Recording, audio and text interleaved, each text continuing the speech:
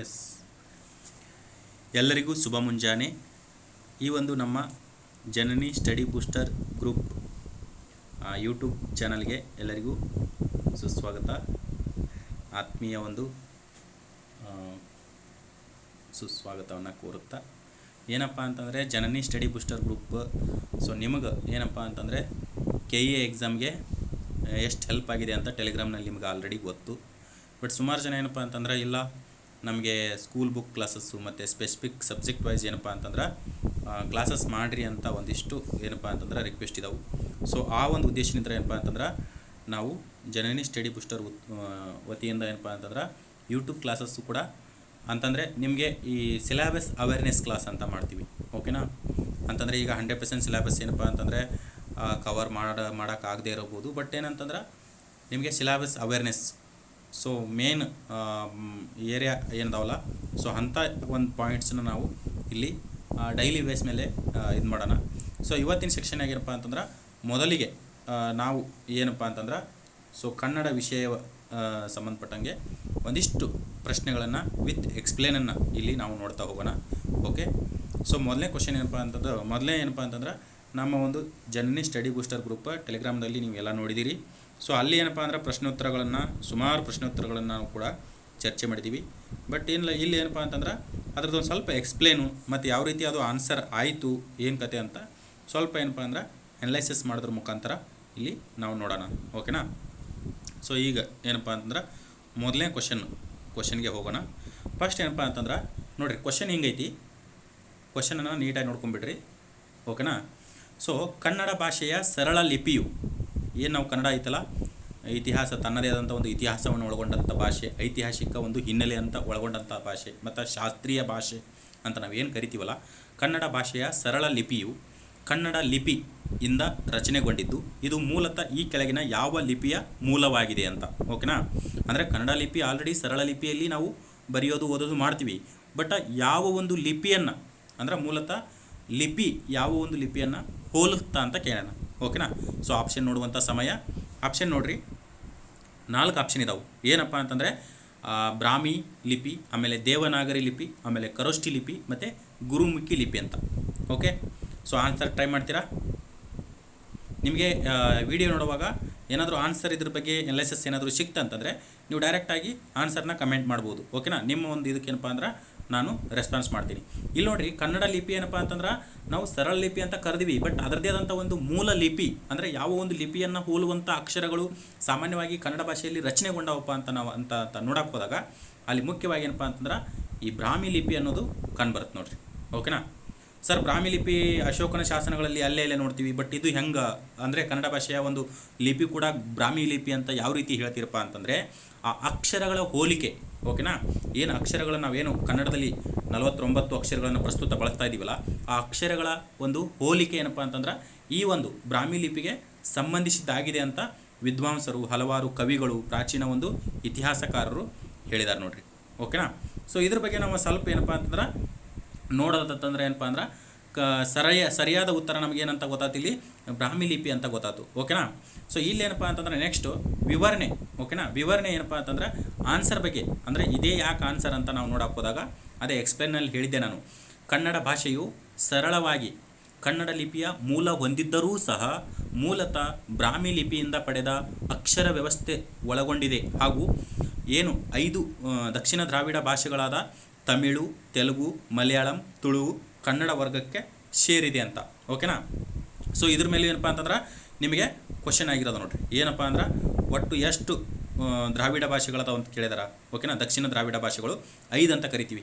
5 ನೋಡ್ಕೊಂಬಿಡ್ರಿ: ತಮಿಳು, ತೆಲುಗು, ಮಲಯಾಳಂ, ತುಳು, ಕನ್ನಡ. ಓಕೆನಾ? ಈ ರೀತಿ ಏನಪ್ಪ ಅಂದ್ರೆ ಕನ್ನಡ ಭಾಷೆ ತನ್ನದೇ ಆದಂಥ ಒಂದು ಇತಿಹಾಸವನ್ನು ಒಳಗೊಂಡಂಥ ಭಾಷೆ ಅಂತ ಕರಿತೀವಿ. ಓಕೆನಾ?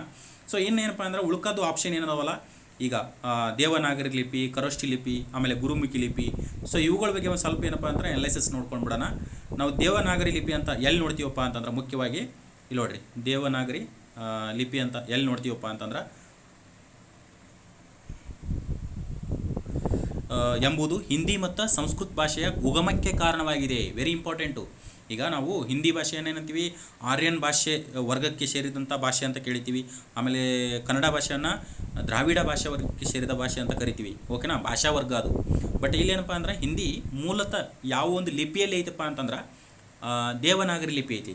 ಆಮೇಲೆ ಈ ಕಡೆ ಸಂಸ್ಕೃತ ಐತಲ್ಲ, ಯಾವ ಒಂದು ಮೂಲ ಲಿಪಿಯಲ್ಲಿ ಐತಪ್ಪ ಅಂತಂದ್ರೆ ದೇವನಾಗರಿ ಲಿಪಿ ಐತಿ. ಸೊ ಎಲ್ಲಿ ನೋಡ್ತೀವಿ ನಾವು ದೇವನಾಗರಿ ಲಿಪಿಯನ್ನು ಎಲ್ಲಿ ನೋಡ್ತೀವಪ್ಪ ಅಂತಂದ್ರೆ ಭಾರತ ದೇಶದ ಏನು ಈ ಸ್ಲೋಗನ್ ಏನು ನಾವು ಲಾಂಛನ ಅಂತ ಕರಿತೀವಲ್ಲ ಅದ್ರ ಕೆಳಗಡೆ ಒಂದಿರ್ತೈತಿ, ಏನಂದ್ರೆ ಸತ್ಯಮೇವ ಜಯತೆ ಅಂತ.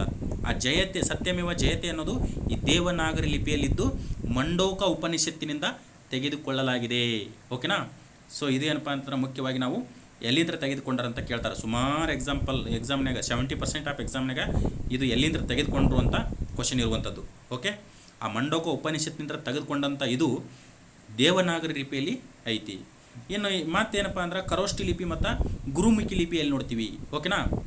ಈ ಖರೋಷ್ಠಿ ಲಿಪಿ ಅನ್ನೋದು ನಾವು ಏನು ಉಲ್ಟಾ ಬರಿದಂತಾರಲ್ಲ, ಎಡದಿಂದ ಬಲಕ್ಕೆ ಬರಿತಿರ್ತೀವಲ್ಲ, ಇದು ಬಲದಿಂದ ಎಡಕ್ಕೆ ಬರೆಯುವಂಥ ಒಂದು ಲಿಪಿಯಾಗಿದ್ದು ಪ್ರಾಚೀನದಲ್ಲಿ ಗಾಂಧಾರ ಮತ್ತು ಮಧ್ಯ ಏಷ್ಯಾ ದೇಶದಲ್ಲಿ ಇದು ಬಳಕೆ ಆಗ್ತಿತ್ತು, ಓಕೆನಾ. ಕೆಲವೊಂದಿಷ್ಟು ನಾವೇನಪ್ಪ ಅಂದ್ರೆ ಈ ಅಶೋಕನ ಶಾಸನಗಳು ಖರೋಷ್ಠಿ ಲಿಪಿಯಲ್ಲಿ ಕೂಡ ಇದಾವಂತ ನಾವು ನೋಡ್ತೀವಿ, ಓಕೆನಾ. ಸೊ ನೆಕ್ಸ್ಟ್ ಏನಪ್ಪ ಅಂದ್ರೆ ಗುರುಮುಖಿ ಲಿಪಿ, ವೆರಿ ಇಂಪಾರ್ಟೆಂಟು. ಏನು ಪಂಜಾಬಿನ ಒಂದು ಗುರು ಗ್ರಂಥ ಸಾಹೇಬ್ ಐತಲ್ಲ ಆ ಒಂದು ಕೃತಿ, ಓಕೆನಾ, ಆ ಒಂದು ಏನು ಗ್ರಂಥ ಐತಲ್ಲ ಅದು ಏನಪ್ಪ ಅಂದ್ರೆ ಪಂಜಾಬಿ ಭಾಷೆಯಲ್ಲಿ ಐತಿ, ಓಕೆನಾ. ಅದರ ಮೂಲತಃ ಲಿಪಿ ಯಾವುದಪ್ಪ ಅಂತಂದ್ರೆ ಗುರುಮುಖಿ ಲಿಪಿ ಅಂತ ನಾವು ಕರೆಯುವಂಥದ್ದು ನೋಡ್ರಿ, ಓಕೆನಾ.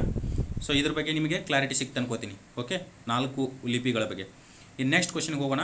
ಕ್ವಶನ್ ನೋಡಿಬಿಡ್ರಿ. ಫಸ್ಟ್ ಏನಪ್ಪ ಅಂದ್ರೆ ಕ್ವಶನ್ ನೀಟಾಗಿ ಓದ್ಬಿಡೋಣ, ಓಕೆ. ಕನ್ನಡದ ಮೊದಲ ವ್ಯಾಕರಣ ಗ್ರಂಥವಾದ ಶಬ್ದಮಣಿ ದರ್ಪಣ ಕ್ರಿಶಿಶಕ ನಂತರದಲ್ಲಿ, ಓಕೆನಾ, 1260ರಲ್ಲಿ ಕೇಶಿರಾಜನಿಂದ ರಚನೆಗೊಂಡಿತು, ಓಕೆ. ಯಾವಾಗ ರಚನೆಗೊಂಡಿತ್ತು ಇದು ಶಬ್ದಮಣಿ ದರ್ಪಣ ಅನ್ನೋದು? 1260ರಲ್ಲಿ ಕೇಶಿರಾಜನಿಂದ ರಚನೆಗೊಂಡಿದ್ದು.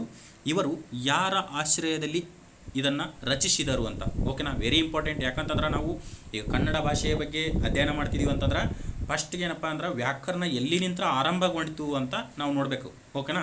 ಕನ್ನಡದ ಒಂದು ವ್ಯಾಕರಣ ಸುಮಾರು 2000 ವರ್ಷಗಳ ಇತಿಹಾಸವನ್ನು ಒಳಗೊಂಡಂಥದ್ದು ನೋಡ್ರಿ. 1260, ನಾವು ಪ್ರಸ್ತುತ ಎಷ್ಟಿದ್ದೇವೆ? 2026ರಲ್ಲಿದ್ದೀವಿ, ಓಕೆನಾ. ಸುಮಾರು 1000 ವರ್ಷಗಳ ಹಿಂದೆ ಕನ್ನಡ ಒಂದು ವ್ಯಾಕರಣಕ್ಕೆ ಜೀವವನ್ನು ಕೊಟ್ಟವ್ರು ಯಾರಪ್ಪ ಅಂದ್ರೆ ನಮ್ಮ ಕೇಶಿರಾಜರು, ಓಕೆ. ಸೊ ಶಬ್ದಮಣಿ ದರ್ಪಣ ಅನ್ನೋ ತನ್ನದೇ ಆದಂಥ ಒಂದು ಮೊದಲೇನಪ್ಪ ಅಂತಂದ್ರೆ ಎಲ್ಲರೂ ಸಂಸ್ಕೃತ ಆಧಾರಿತ ಇದು ವ್ಯಾಕರಣವನ್ನು ನಾವು ನೋಡೋದ್ರಿಂದ ಕನ್ನಡ ಕಲಿತಿದ್ವಿ. ಬಟ್ ಕನ್ನಡದಲ್ಲೇ ಒಂದು ವ್ಯಾಕರಣ ಗ್ರಂಥವನ್ನು ಮೊದಲು ತಯಾರು ಮಾಡ್ಬೋದು ಅಂತ ಯಾರು ಪ್ರೂವ್ ಮಾಡ್ತಾರಪ್ಪ ಅಂತಂದ್ರೆ ನಮ್ಮ ಕೇಶಿರಾಜರು ಪ್ರೂವ್ ಮಾಡ್ತಾರೆ. ಎಷ್ಟರಲ್ಲಿ ಅಂತ ಕೇಳೋಣ? 1260. ಮತ್ತು ಯಾವ ಗ್ರಂಥದ ಹೆಸರು ಅಂತಂದ್ರೆ ಶಬ್ದಮಣಿ ದರ್ಪಣ. ಸೊ ಇದು ಯಾರ ಒಂದು ಆಶ್ರಯದಲ್ಲಿ ಅಂದರೆ ಇವರು ಈ ಒಂದು ಗ್ರಂಥವನ್ನು ರಚನೆ ಮಾಡಿದ್ರಂತ ನೋಡ್ರಿ. ಆಪ್ಷನ್ದಾಗ ಏನದ ನೋಡ್ರಿ: ಚಾಲುಕ್ಯ ಮನೆತನ, ಆಮೇಲೆ ರಾಷ್ಟ್ರಕೂಟ ಮನೆತನ, ಹೊಯ್ಸಳ ಮನೆತನ, ವಿಜಯನಗರ ಮನೆತನ, ಓಕೆನಾ. ಇಲ್ಲಿ ಮುಖ್ಯವಾಗಿ ಏನಪ್ಪ ಅಂತಂದ್ರೆ ಕರ್ನಾಟಕದಲ್ಲಿ ಏನು ನಾವು 1260 ಅಂತ ಏನು ಕರೆದೀವಲ್ಲ, ಈ ಒಂದು ಅವಧಿಯಲ್ಲಿ ಏನಪ್ಪ ಅಂತಂದ್ರೆ ಕರ್ನಾಟಕದಲ್ಲಿ ಅತ್ಯುನ್ನತ ಒಂದು ಸ್ಥಾನದಲ್ಲಿದ್ದಂಥ ಮನೆತನ ಯಾವುದಂತ ನಾವು ನೋಡಕ್ಕೆ ಹೋದ್ರೆ ಇದಕ್ಕೆ ಸರಿಯಾದ ಉತ್ತರ ಯಾವುದಾಗತ್ತಪ್ಪ ಅಂತಂದ್ರೆ ಯಾವುದಾಗತ್ತೆ ರೀ? ಹೊಯ್ಸಳ ಮನೆತನ ಆಗುತ್ತಾ, ಓಕೆನಾ. ಸೊ ಹೊಯ್ಸಳರ ಒಂದು ಮನೆತನದ ಅವಧಿಯಲ್ಲಿ ಕೇಶಿರಾಜ ಏನು ಮಾಡ್ತಾನೆ? ಈ ಶಬ್ದಮಣಿ ದರ್ಪಣವನ್ನು ಬರಿತಾನು, ಓಕೆನಾ. ಸೊ ಇಲ್ಲಿ ಇದ್ರ ಬಗ್ಗೆ ನೋಡಕ್ಕೆ ಹೋದಾಗ ಈಗ ನಾವು ಕೇಶಿರಾಜ ಅಂಥ ಒಂದು ಕನ್ನಡ ಒಂದು ಹೆಮ್ಮೆಯ ಒಂದು ಗ್ರಂಥ ಶಬ್ದಮಣಿ ದರ್ಪಣವನ್ನು ಬರೆಯೋಕೆ ಪ್ರೋತ್ಸಾಹ ಯಾವ ರೀತಿ ಅವನ ಒಂದು ಮನಸ್ಥಿತಿ ಇತ್ತಪ್ಪ ಅಂತ ನಾವು ನೋಡಕ್ಕೆ ಹೋದಾಗ ಕನ್ನಡ ಭಾಷೆಗೆ ನೋಡಿರಿ ಪಾಯಿಂಟ್ನ ಏನಪ್ಪ ಅಂತಂದರೆ ಫಸ್ಟ್ ಪಾಯಿಂಟ್ ನೋಡಿರಿ, ಕನ್ನಡ ಭಾಷೆಗೆ ಮೊದಲ ವ್ಯಾಕರಣ ಗ್ರಂಥ ಶಬ್ದಮಣಿ ದರ್ಪಣ ನೀಡಿದ್ದು ಒಟ್ಟಾರೆ 8 ವ್ಯಾಕರಣ ಅಧ್ಯಯನಗಳದವ್ರು ಇದ್ರಾಗ. ಅಂದರೆ ಈಗ ಸಂಧಿಗಳು, ಸಮಾಸಗಳು, ಅಲಂಕಾರಗಳು, ಓಕೆನಾ. ಸೊ ಈ ರೀತಿ ಏನಪ್ಪ ಅಂದ್ರೆ ಒಟ್ಟು 8 ಅಧ್ಯಯನಗಳದವು. ಇದು ಮುಖ್ಯವಾಗಿ ಏನಪ್ಪ ಅಂತಂದ್ರೆ ಈ ಕಂದ ಪದ್ಯದಲ್ಲಿ ರಚನೆಗೊಂಡಿದೆ, ಓಕೆ. ಈ ಪಾಯಿಂಟ್ ವೆರಿ ಇಂಪಾರ್ಟೆಂಟ್ ರೀ, ಓಕೆ. ಕನ್ನಡದ ಮೊದಲ ವ್ಯಾಕರಣ ಗ್ರಂಥ ಶಬ್ದಮಣಿ ದರ್ಪಣ ಅಂತ ನಾವು ಈಸಿಯಾಗಿ ಹೇಳ್ಬಿಡ್ತೀವಿ. ಬಟ್ ಅದು ಎಷ್ಟು ಅಧ್ಯಯನಗಳನ್ನು ಒಳಗೊಂಡೈತೆ ಅಂದರೆ 8 ಅಧ್ಯಯನಗಳನ್ನು ನೋಡೈತಿ. ಮುಖ್ಯವಾಗಿ ಕಂದ ಪದ್ಯ ಅಂದರೆ ಯಾವ ರೀತಿ ಇರ್ತಾವಪ್ಪ ಅಂದ್ರೆ ಇವು 4 ಸಾಲಿನ ಪದ್ಯಗಳಾಗಿರ್ತಾವು, ಓಕೆನಾ. ಸೊ ಅದು ಇಂಪಾರ್ಟೆಂಟು. ಆ ಒಂದು ರಚನೆಯಲ್ಲಿ ಶಬ್ದಮಣಿ ದರ್ಪಣ ರಚನೆ ಆಯಿತು. ಇನ್ನು ನೆಕ್ಸ್ಟ್ ಏನಪ್ಪ ಅಂತಂದ್ರೆ ಈ ಕೇಶಿರಾಜ ವ್ಯಾಕರಣ ಗ್ರಂಥವನ್ನು ಬರೆಯುವಂಥ ಮನಸ್ಥಿತಿ ಅಂತಂದೆ ನಾನು ಆವಾಗಲೇ. ಆ ಮನಸ್ಥಿತಿ ಬಂದಿದ್ದು ಎಲ್ಲಿ ಅಂತಪ್ಪ ಅಂದ್ರೆ ಅವನ ತಂದೆ ಅಂತಿರ್ತಾನೆ, ಯಾರಪ್ಪ ಅಂದ್ರೆ ಮಲ್ಲಿಕಾರ್ಜುನ, ಓಕೆನಾ. ಮಲ್ಲಿಕಾರ್ಜುನ. ಆಮೇಲೆ ಸೋದರ ಮಾವ ಯಾರು? ಜನ್ನ, ವೆರಿ ಇಂಪಾರ್ಟೆಂಟು, ಓಕೆನಾ. ಇವರೆಲ್ಲ ಏನಪ್ಪ ಅಂದ್ರೆ ಇವನು ವಂಶಸ್ಥರು ಏನಪ್ಪ ಅಂದ್ರೆ ಮಹಾನ್ ಕವಿಗಳಾಗಿರ್ತಾರೆ. ಸೊ ಅದೇ ಒಂದು ಉದ್ದೇಶದಿಂದ ಏನಪ್ಪ ಅಂತಂದ್ರೆ ಹೊಯ್ಸಳರ ಆಶ್ರಯದಲ್ಲಿ ಈತ ಏನು ಮಾಡ್ತಾನೆ ಅಂತಂದ್ರೆ ಪರ್ಟಿಕ್ಯುಲರ್ಲಿ ನಾವು ರಾಜರ ಹೆಸರು ಕೇಳಂಗಿಲ್ಲ, ಬಟ್ ಏನಾದರೂ ಕೇಳಿದ್ರಪ್ಪ ಅಂತಂದ್ರೆ ಈ ನರಸಿಂಹ ಎರಡು ಮತ್ತು ಅವರ ಮಗ ಸೋಮಶೇಖರನ ಅಂದರೆ ಸೋಮೇಶ್ವರನ ಆಸ್ಥಾನದಲ್ಲಿ ಈ ನಮ್ಮ ಕೆ ಸಿ ರಾಜರು ಈ ಒಂದು ಗ್ರಂಥವನ್ನು ಬರೆದ್ರು ಅಂತ. ಓಕೆನಾ. ಸುಮಾರು ಕ್ವಶನಲ್ಲಿ ಕೇಳಿದಾರ ಕೆ ಸಿ ರಾಜನ ತಂದೆ ಹೆಸರು ಯಾರಂತ, ಮಲ್ಲಿಕಾರ್ಜುನ ಆಗುತ್ತಾ, ಮತ್ತು ಸೋದರ ಮಾವ ಜನ್ನ ಆಗಿರ್ತಾನ, ಇನ್ನು ಹೊಯ್ಸಳರ ಆಶ್ರಯದಲ್ಲಿ ಇವ ಬರೀತಾನ. ಮತ್ತು ಇನ್ನೂ ಮುಂದುವರೆದು ಕೆ ಎಸ್ ಮತ್ತು ಇಂಥಲ್ಲಿ ಏನಪ್ಪ ಅಂದ್ರೆ ಹೊಯ್ಸಳರ ಯಾರ ಆಶ್ರಮದಲ್ಲಿ ಇದ್ದ ಅಂತಂದರೆ ನರಸಿಂಹ ಎರಡು ಮತ್ತು ಸೋಮೇಶ್ವರ ಅನ್ನೋ ಒಂದು ರಾಜರ ಒಂದು ಆಶ್ರಮದಲ್ಲಿ ಈತ ಇರ್ತಾನೆ ನೋಡ್ರಿ. ಓಕೆನಾ. ಸೊ ನೆಕ್ಸ್ಟ್ ಕ್ವಶನ್ ನೋಡೋಣ. ಮೊದಲ ಕ್ವಶನ್ ನೋಡಿಬಿಟ್ಟು ಆಮೇಲೆ ಆನ್ಸರ್ಗೆ ಹೋಗೋಣ. ಆಧುನಿಕ ಓಕೆ ಕ್ವಶನ್ ನೋಡ್ರಿ.